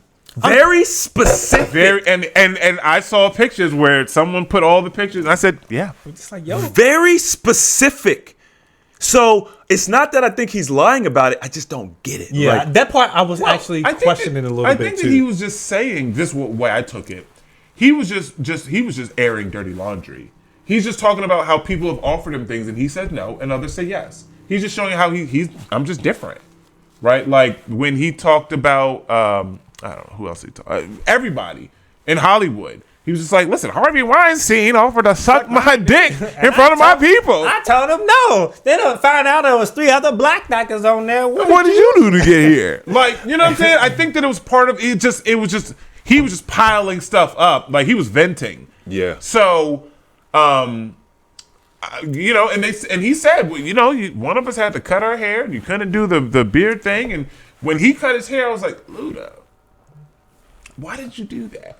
Right? Like, even when he did it back in the day, and he was, I'm just like, But now he has braids. Right, but you know what I'm saying? But I don't know, but then we look at like Nelly did the exact same thing. Nelly? Yeah, Nelly used to have braids. He had a song, he was like, he wasn't talking about Nelly. I've never seen Nelly with braids. He was talking, but he had I forget what song, I'm not music like you. But in one of his songs, he was like, now I have braids, I'm switching to fades, and now everybody's switching to fades, I'm thinking about braids or something Okay, like okay, that. that sounds familiar. So what are you saying? He had braids before he got into the music industry? Who, Luda? Nelly. No, I'm just talking. I just use him as an example of someone who switched their hair. I'm not saying that he was a part of this. Okay. I'm just saying like Ludacris's hair was part of who he was. Correct. Right. That was his image. Correct. And he had now he has him back. Is it because he was in the movies? It's because of the movie deal, right? That's what he's saying. It would probably have to be because his first big movie was Crash. He had braids. Amazing. No, he didn't have braids in. Did he have braids in Crash? Okay. He was the driver, right? One of the drivers. He was a thug or whatever. It's the Fast and the Furious franchise. That's the 20 movies or is that when he 10 did he movies, cut it? 20,000. He said, well, how many? He said, Was he in the first one? yes. I don't remember. No. He was in the. I was gonna say, I don't he was in remember him in the first He was one. in the second, I think, is when he first came in. It was either the second or the third. He wasn't in the first one. It was just Paul Walker and Vin Diesel. Vin Diesel. That's- Maybe they were the big- Tyrese. Or did Tyrese go in the second? Or maybe Tyrese. I think Tyrese was in the second. No, wait. Yeah. Was he there from the Tyrese beginning? was in. Wait, was Vin Diesel? Yes, Vin Diesel was in the. Yeah, he's the main character. Tyrese was in there too because it was him and the Walker. dude. Yeah. Tyrese has been in the first one. Yeah. So so then he said, what did he say? He said, well, look how many Fast and Furiouses they are. How many movies is it? I mean, I don't know what we're on. I stopped. 10. We're on 10? I think we're on 10. I think we're going to 11. And he said 10 movies, he said 20 million apiece. So he wasn't in the Is first that what one. he said, or did he say He said 200. He said 200 million, 10 million? 10 movies, 20 million apiece. That's 200 Is that million. what he said? Yeah. Okay, I thought he said 10 million a movie, 20 movies. Nah. Okay. Because they're nowhere near 20. Right. Well, that would indicate that they have 10 more movies. Right. No. Well, no, they said the 10th one was going to be the last one. Well, they may have one more because I think that, bro, this series has been ridiculous because you have The Rock that did like they did a spinoff or Hobbs and Shaw or him whatever. and Jason Statham, I think. Yeah. So I don't think that was. I don't think that's part of because Luda went. I don't think. That wouldn't be. Yeah, Fast and Furious 2 is when Luda came and he had his afro. That could have been a unit though. When did he lose it though? Well, you don't have to. Yeah, I don't know. But what he said, but that doesn't necessarily mean he had to cut it immediately. They could have just because if they wanted Luda to be Luda, right? Especially in the first one, he need his hair. But then, the hair could be cut because this could be fake. We don't know. You're right. But in Tokyo Drift, he had his hair cut, which was Luda. I wouldn't know as far because he didn't necessarily address anything. He just came out with a rhyme. Yeah, and he basically just said, "I don't know any Illuminati. I still have my fro and my beard." That's basically what the rap said. Yeah.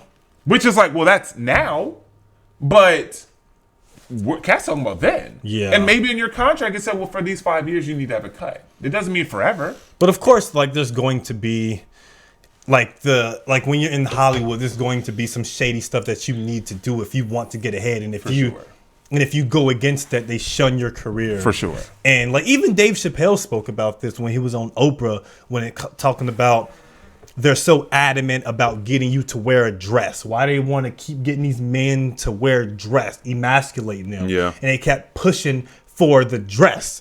And it's just like, I'm not going to wear a dress. This was, I think, the movie Blue Streak that Dave Chappelle was talking about.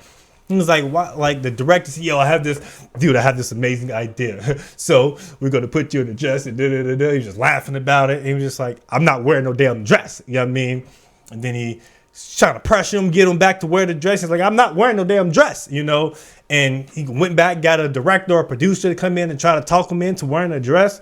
And he's just like, why are they so adamant in pushing this damn dress? And it's like, I guess, a rite of passage in a sense, you say. Yeah.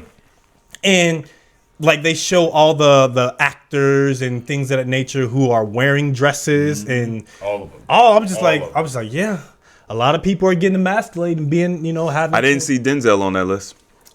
Yeah, I didn't see him either. No. Well, Denzel's not a comedian though. These are all comedians, right? No. No. There was some actors. There was in there. actors in There was there. like legit actors in there. It's not about comedians. It's just about if you're on the silver screen, you need to wear a dress. Yeah, and it's At not some even point. it's not even exclusive to black people either, because I did see it's not. Yeah, no. Well, I didn't see any people weren't adding white actors or whatever. But Yeah, because they have some with Channing Tatum that he dressed up as a woman. Is John Cena dressed up as a woman? John Cena I could dressed up as a absolutely- woman. They had I think Russell Crowe at one point in time. Jeez. I was just like, man, it was a lot of like white actors. So it's not just like specifically black, but it's the point that they want to make you cross dress in order to become, I guess, a celebrity or to get this notoriety, throughout your Hollywood career. And Katt ain't with it. He's just like, yo, why they keep trying to, get somebody to wear a dress? Because I was trying to figure out. I'm like, why is Katt and not in these movies? Why does I was literally like, bro, why does Kevin Hart keep getting? He's not funny, man. Yeah. These movies, they're not good. Yep. Do you think he's a plant? Would you think that? I mean, Cass. I personally wouldn't think that he's a plant because, I don't know. But based on what Katt Williams did say, he was prominent on the East Coast. Yeah. And then all of a sudden he had a hit, not necessarily a hit, but he had a movie, The Soul Plane, but he did have a sitcom as well, which was called All in the House, I think, it ran like 6 episodes. It was like, it didn't do well at all. And I was watching, I was like, yeah, this was not funny. And he legit wasn't funny. Like there's only, I would say maybe 1 or 2 comedy specials that I like of Kevin Hart. his earlier ones. Yeah. Yeah. When he was doing the, 1 bed, 2 pillowcase. Yeah. Yeah. You ever go night, nigga? That was all his content. It was just like his personality. Yeah. Then it ran out, right? Because his life changed. Yeah. Right. And then now it's just like, Kevin, it's like, bro, it's not even the same. You're not even using old Kevin. It's like, bro, like, you're just you. And that's why Katt was just like, no, I'm an actor. Like, I create the character and I remove anything that I would do. And in movies, I see Kevin be himself. Okay, but what do you say about this though? The flip side of that, just because Katt Williams are turning down these roles, He didn't turn them down. well, yeah, he said if they're He said, can we make this change? Like, I'll do the movie. Let's just make this change. right, And then okay. they said, nah, we just. But right? that's still turning it down though. No, it's not. No, it's not. That is turning it down. If you have to do this in order to get the role, that's turning it down because you're not willing to do whatever is needed to be done. I would say for that this particular role. the directors went in different directions. But think about this. If he says Katt Williams, or if Katt Williams says that he got the movies that Kevin Hart, initially, he was like the second one. But what role did he do in those movies that were sexual or that was, cross-dressing? There hasn't been any movies that Kevin Hart has done that's shown any cross-dressing. Well, it wasn't just cross-dressing. I mean, it was just things that he didn't like. It could have been him kissing a man. I'm Right. sure he's kissed The Rock on the Or movie. I don't know. I'm just thinking about the movie. What's it called? Blindside, the movie where he's the caretaker of the white dude from Get Hard? No.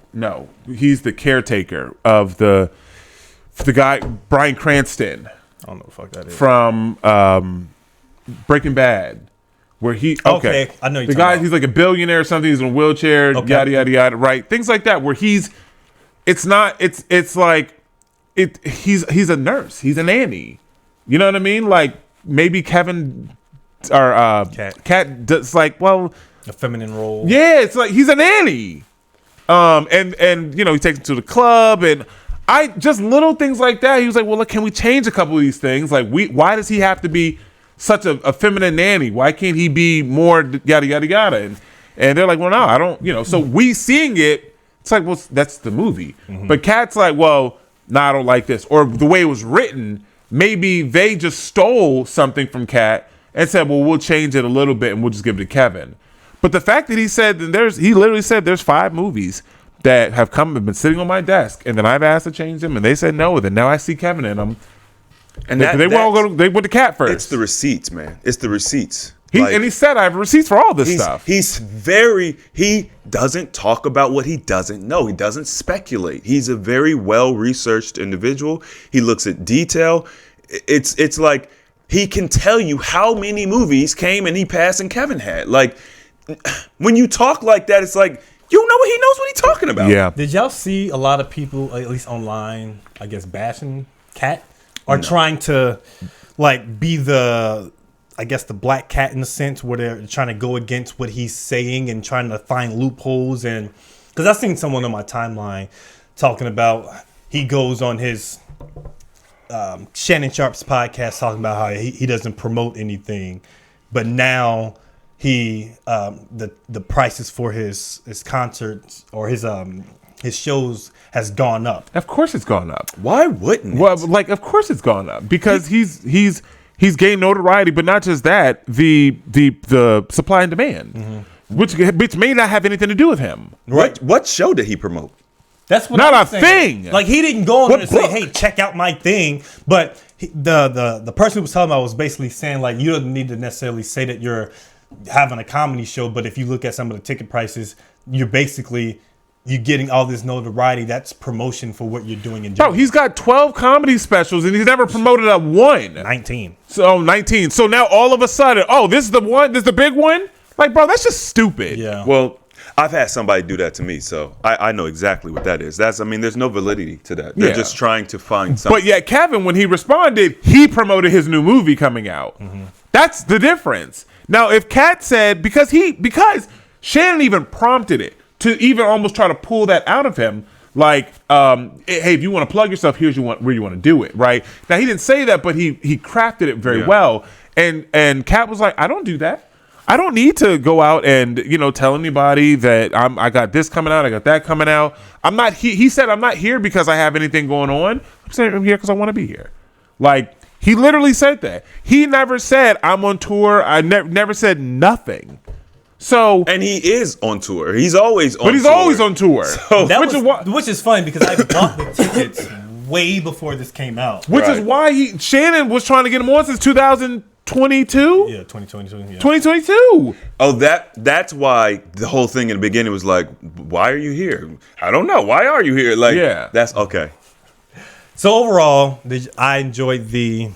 Bro, he broke the internet. Yeah, even if you weren't trying to watch it, you had to because it was just fucking where. It's everywhere. Everywhere. I'm just like, bro, like, how can, like, even if you're not into comedy, you're going to watch this. Yeah, it's just because everyone's talking about it. Even people, I saw somebody on my Facebook the other day and was just like, what happened with Katt Williams? Like, they just random, like, white bread, white girl. Like, what's going on with you? Clearly, she, you know what I mean? And another white girl responded, like, bro, this is crazy. Yeah.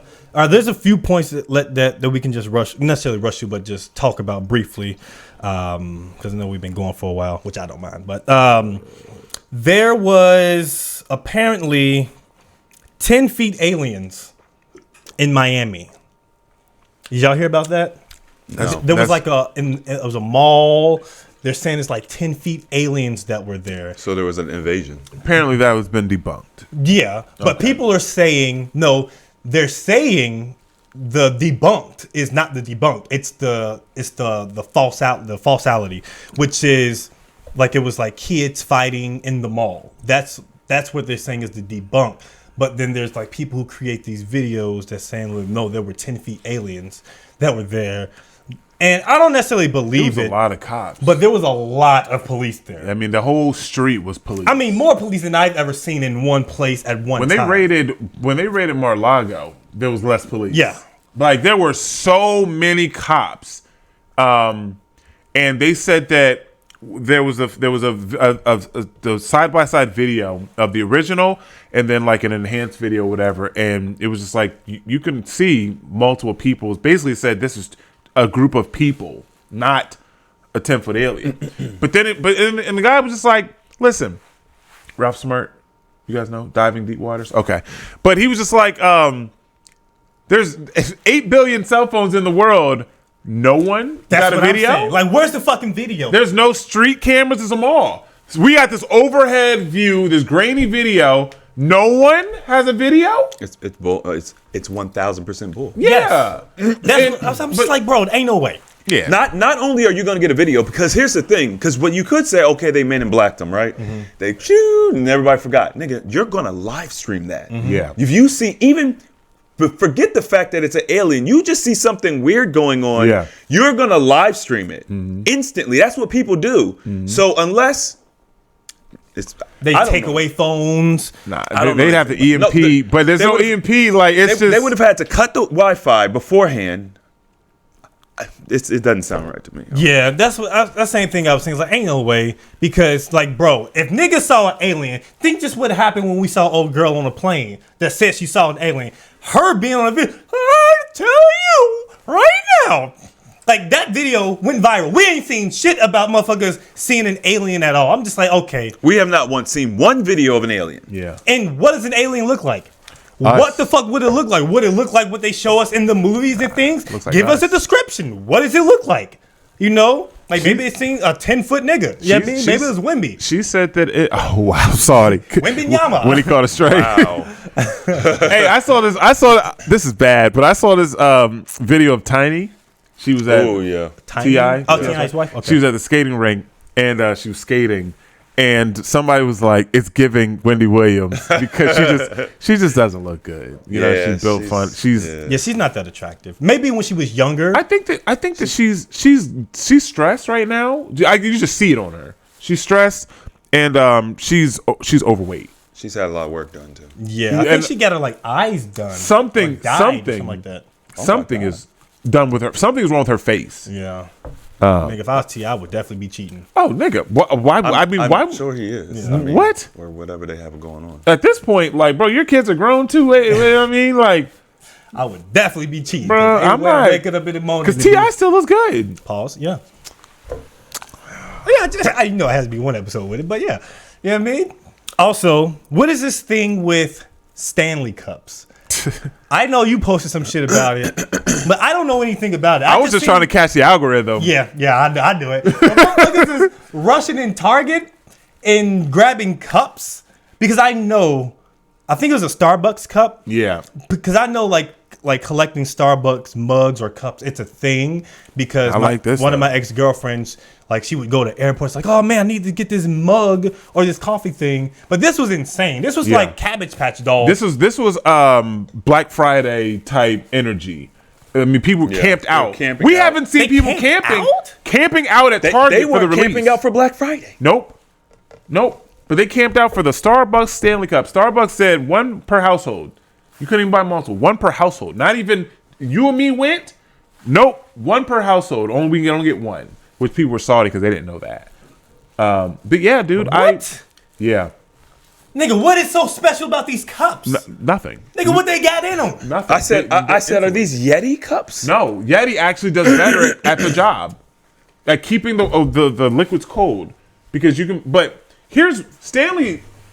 Stanley's been around for over 100 years. Yeah. Right. They were originally marketed to men, and they were for men who were working these jobs that need to keep their Blue collar. liquids hot and cold. So they were doing thermoses, things like that, right?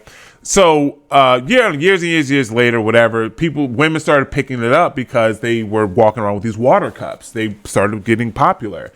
It started trending on TikTok, and then as it began trending on TikTok, this year it exploded, and TikTok blows things up. Yeah. And of course we know that, no shade, but women, they're followers. So women see something trending, oh, now it's a trend, right? Same thing with Uggs. So my daughter wanted Uggs, which I got her some Uggs, but the ones that she wanted, they're hideous. They're absolutely hideous. I go into the store. I'm not gonna tell the whole story, but I talked to one of the ladies at the store because we had to return them and get something different, and I said, "These are ugly," and she said, "I agree." And I'm like, "Okay, well, you work here. You think they're ugly too?" So, yeah. And I was like, "Why are they so popular?" She said, "Because somebody did a TikTok and they started trending, and now everyone wants them. But they're ugly." And that's just in general how things work. Mm-hmm. People are just followers. But Yeti does a better job of actually keeping their drinks cold for a period of time. Mm-hmm. So And Yeti is a very popular brand as well. I would before Stanley, I would say the Yeti was the most popular brand. Nigga, I'm thinking of a microphone when you say Yeti. No, it's a cup. It's a cup. So they do thermoses. They do the cups. The same thing. They have tumblers. They have the chest, the ice chest. Man, when I was in Delaware, like we had a girl who would start drinking after work. And we always knew that it was about to be a party because she would bring her Yeti and she would put ice and drinks in it and stuff before she came to work. And then after work, all the ice and everything would be in there, still be cold. And we'd be at the casino in the parking lot drinking out of her Yeti. You know what I'm saying? So like Yeti to me has always been top tier. Yeah. Stanley came out of nowhere, not because they're not a good brand. How much are they? $50 for a cup. For a cup. Oh, they made loot. Oh No, Mel, that's the normal price. that's normal price. That's the normal. Yeah, but the prices they're being gouged by consumers. I saw that. I saw that cup for $275. I just saw it today. The Starbucks one for $450 on eBay. Jeez. $450. Nigga, what are these Jordans? Wait, what is this? They're being sold on StockX now, which is where shoes are exchanged. They sell everything. Oh, they do? Mm-hmm. Okay, well they're now being pushed like shoes now. Mm-hmm. Which it's a trend. It's gonna go away. That's crazy. yeah. That's crazy. Ain't no way in hell I'm spending that much money on no damn cup. Bro. A cup? The whole point of my reel was like, at the end of the day, you shouldn't be letting your drink sit in there that long anyway. Yeah, because it'll fucking get all that metal in there. You get all that. Well, they leach lead, and they mold really bad. Oh, they mold. They mold really bad. So if you put anything other than water in it, right? Even water, you can get bacteria in there. Yo, But you have to wash the top really well because they will mold bad because it holds everything in. So bacteria gets inside, it can't get out, it molds. So it's like there's major flaws in these cups, but because they're right, couple TikToks, they're Stanley's going crazy right now. But I'm sorry, and to finish this, but one of the reasons that it went viral is because there's a woman who had a Stanley Cup and her car caught on fire and her car was engulfed in flames, everything burned up, right? When she went back to the car, the Stanley was still in there and the ice was still in the cup. What? So bro, that is marketing at its finest, nigga. So her video went That was viral. planned, nigga. No, it wasn't. Let me tell you why. Because that video went viral, Stanley replied to the video, made their own video, and said, "We feel so bad that your car caught on fire. We're gonna replace your car for you." That's how well the video did. So both of those videos went viral. Nigga, what kind of car did they give her? I don't know. I don't even. It doesn't even matter, Mel. 15,000, brand new, whatever. Doesn't no matter. big deal. That's And then all that happened right during holiday season, and then now, Boom, took off. bro. all my kids, my ex, they all got Stanleys for Christmas. I didn't buy I them. bet you got it. Hell no. Let's say damn. I don't even know what they. No, they didn't ask me for those. They got the big stuff for me, but they all got Stanleys. Everyone. I took my daughter to a birthday party, bro. I show up. They all are in black leggings, white Nike socks pulled over the top, sweaters, Lululemon bags, like little purse bags, right, and Stanley Cups with Uggs. Every single one of them. There was 5 of them. Is these children? Yes, 9, 10 years old.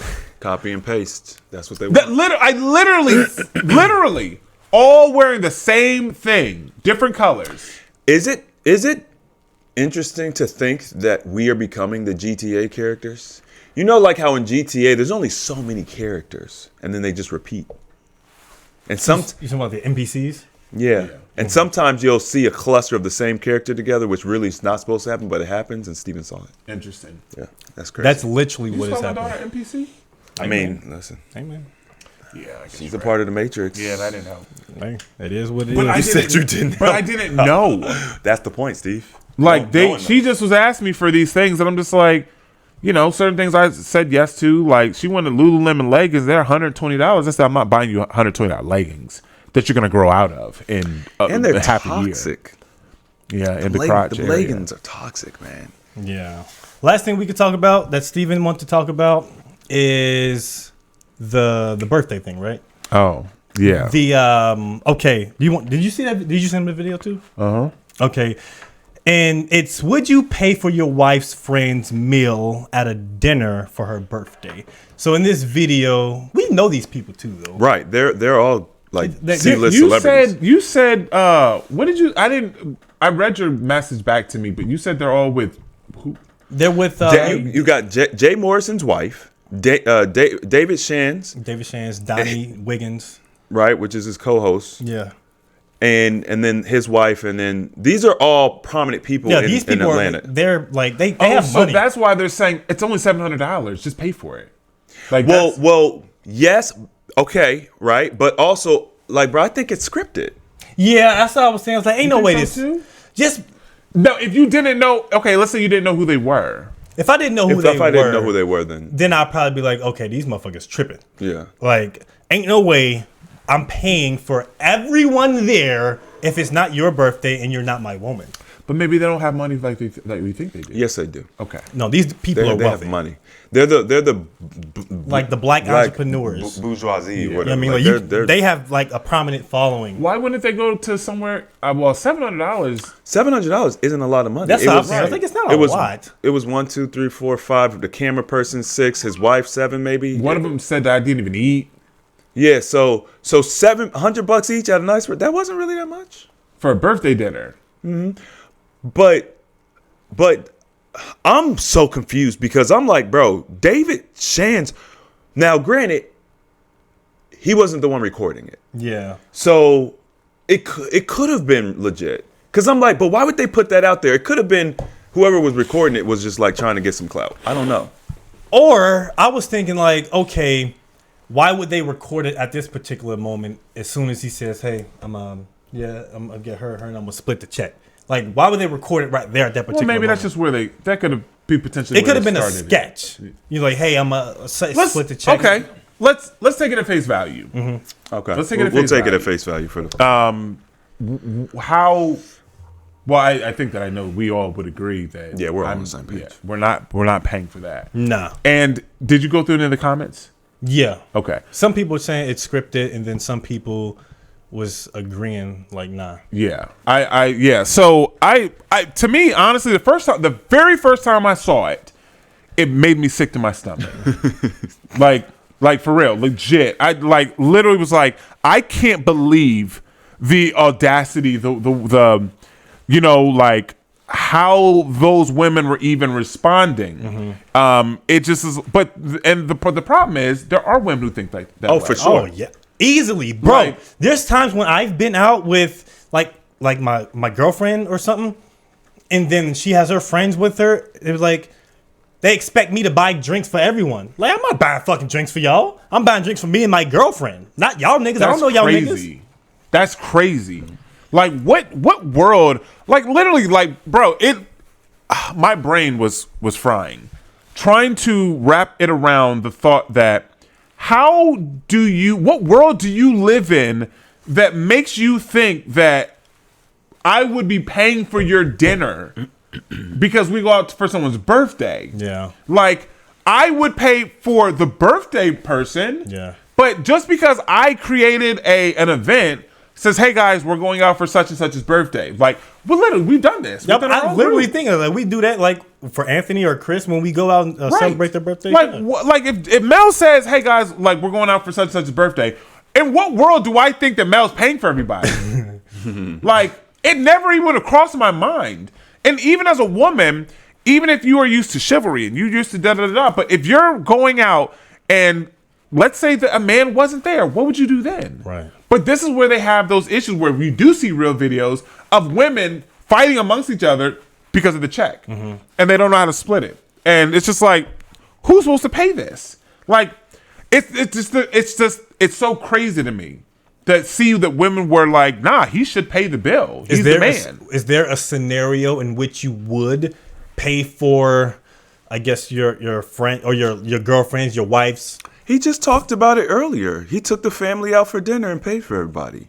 But that was his intention going into it. That's a completely different. So scenario. the scenario is, I'm gonna take. I do it. When we went to the Chinese spot the other. When were you there? Yes, I mean I sent you some money, but yes, You did. Yeah. You were the only one. You figured. Chinese spot. Oh, I Yeah, probably didn't you get were- invited. No, you were invited. You were invited. Where? Yeah, Where for was sure. it? We went to the buffet when my mom was here. I wasn't invited to that. Maybe you weren't. I wasn't. I'm always an afterthought. It's Mel, fine. no, you're not I'm always an pretty sure- afterthought It's because fine, you were invited. I'm pretty sure there Continue was- with the story. I'm pretty sure- I got invited to bowling. That's it, which is fine. I'm okay with that. Whatever. No, and you I also ain't got invited to the New Year's thing. Yes, but this was it was mentioned. I'm not tripping. It's all good. I'm Yeah, used so to it. Even I'm then, used that's to 2 it. out of 3. You got invited to 2 out of the 3 of them. That's a great ratio. Oh, okay. Bro, listen. Oh, you need 100%. Okay. everyone. What do you mean, okay, that's not an Oh, answer. y'all niggas get 100%, but I don't.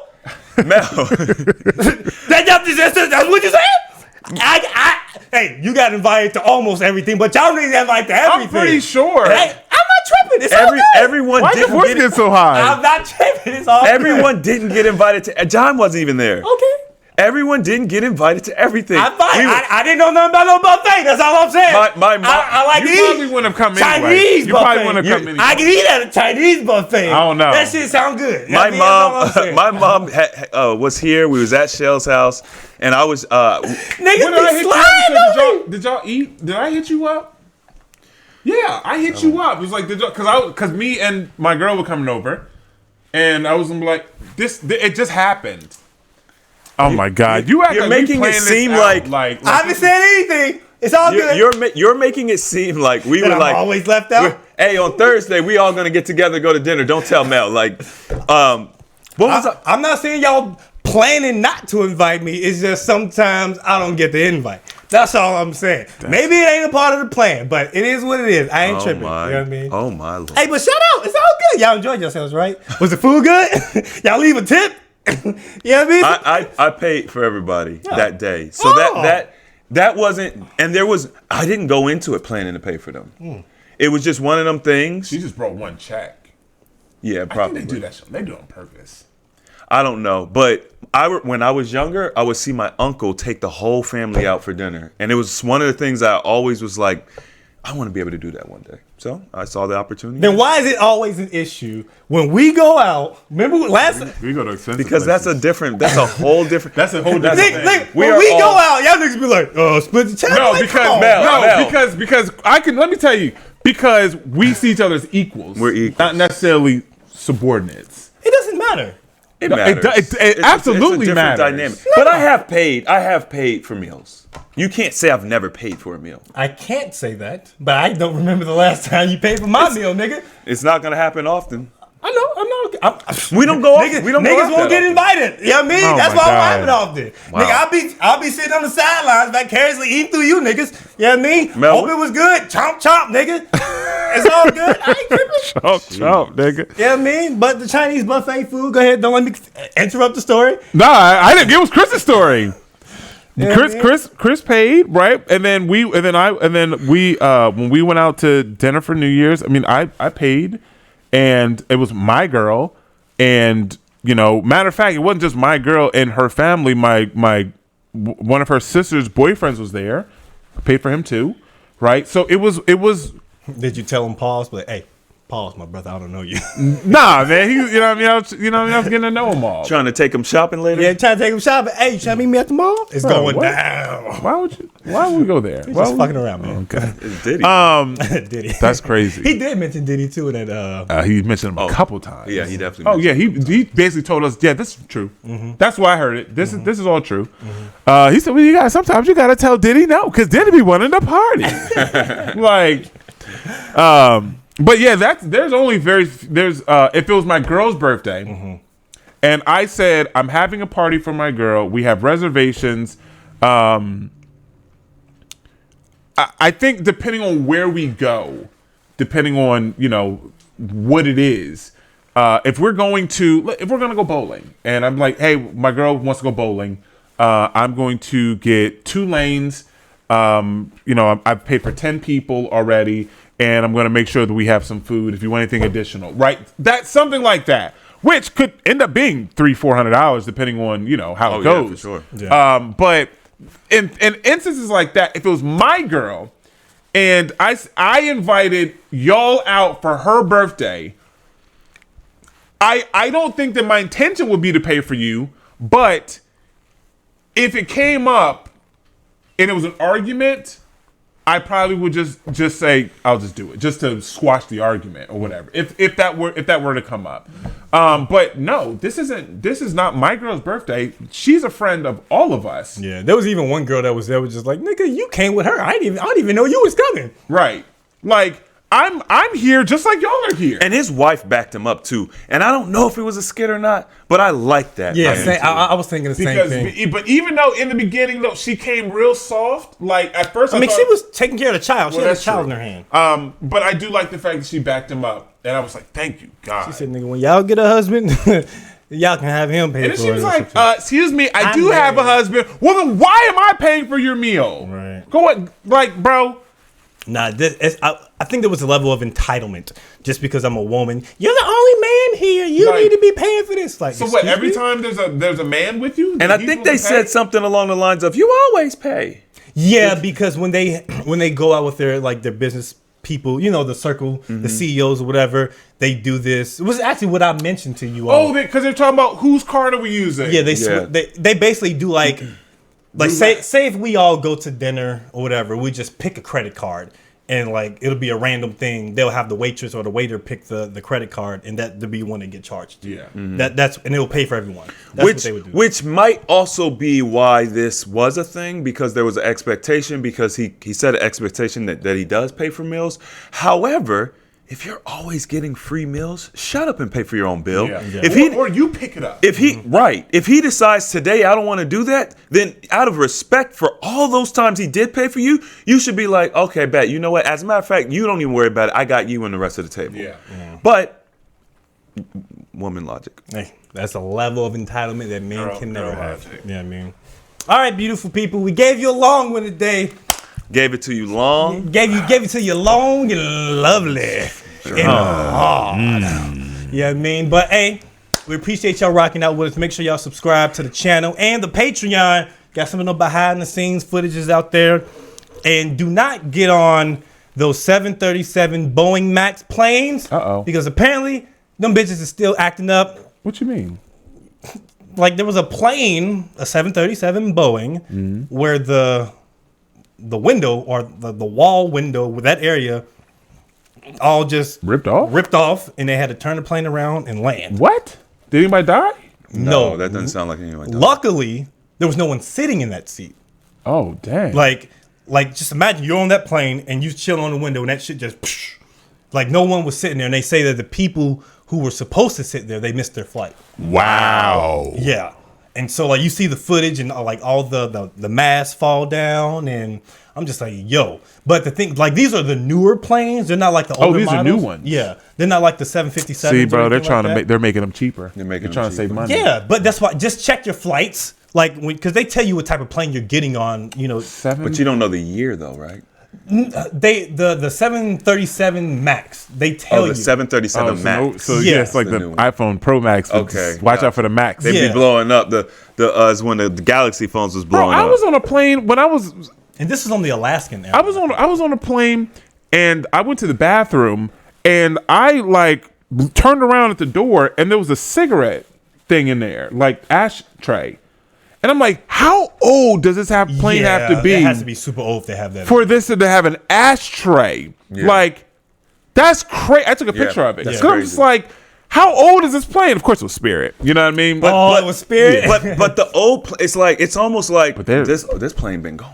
yeah. You know what I mean? Like Yeah. That's sort of like old houses and Yep. things like that. Old Old cars. cars. Old cars. Yep. They have like back then they built them to actually last. Yeah. They put actually hard work and good quality material so it stays up, But nowadays they're trying to find workarounds to everything, So just be careful out there and just be more cautious and be aware. Stay off them 3D printed planes. Yeah, bro. I mean all that. Yeah, I mean, but I am Animated Male, Chris James, Stephen Michael. We will see you beautiful people next time. Bye bye.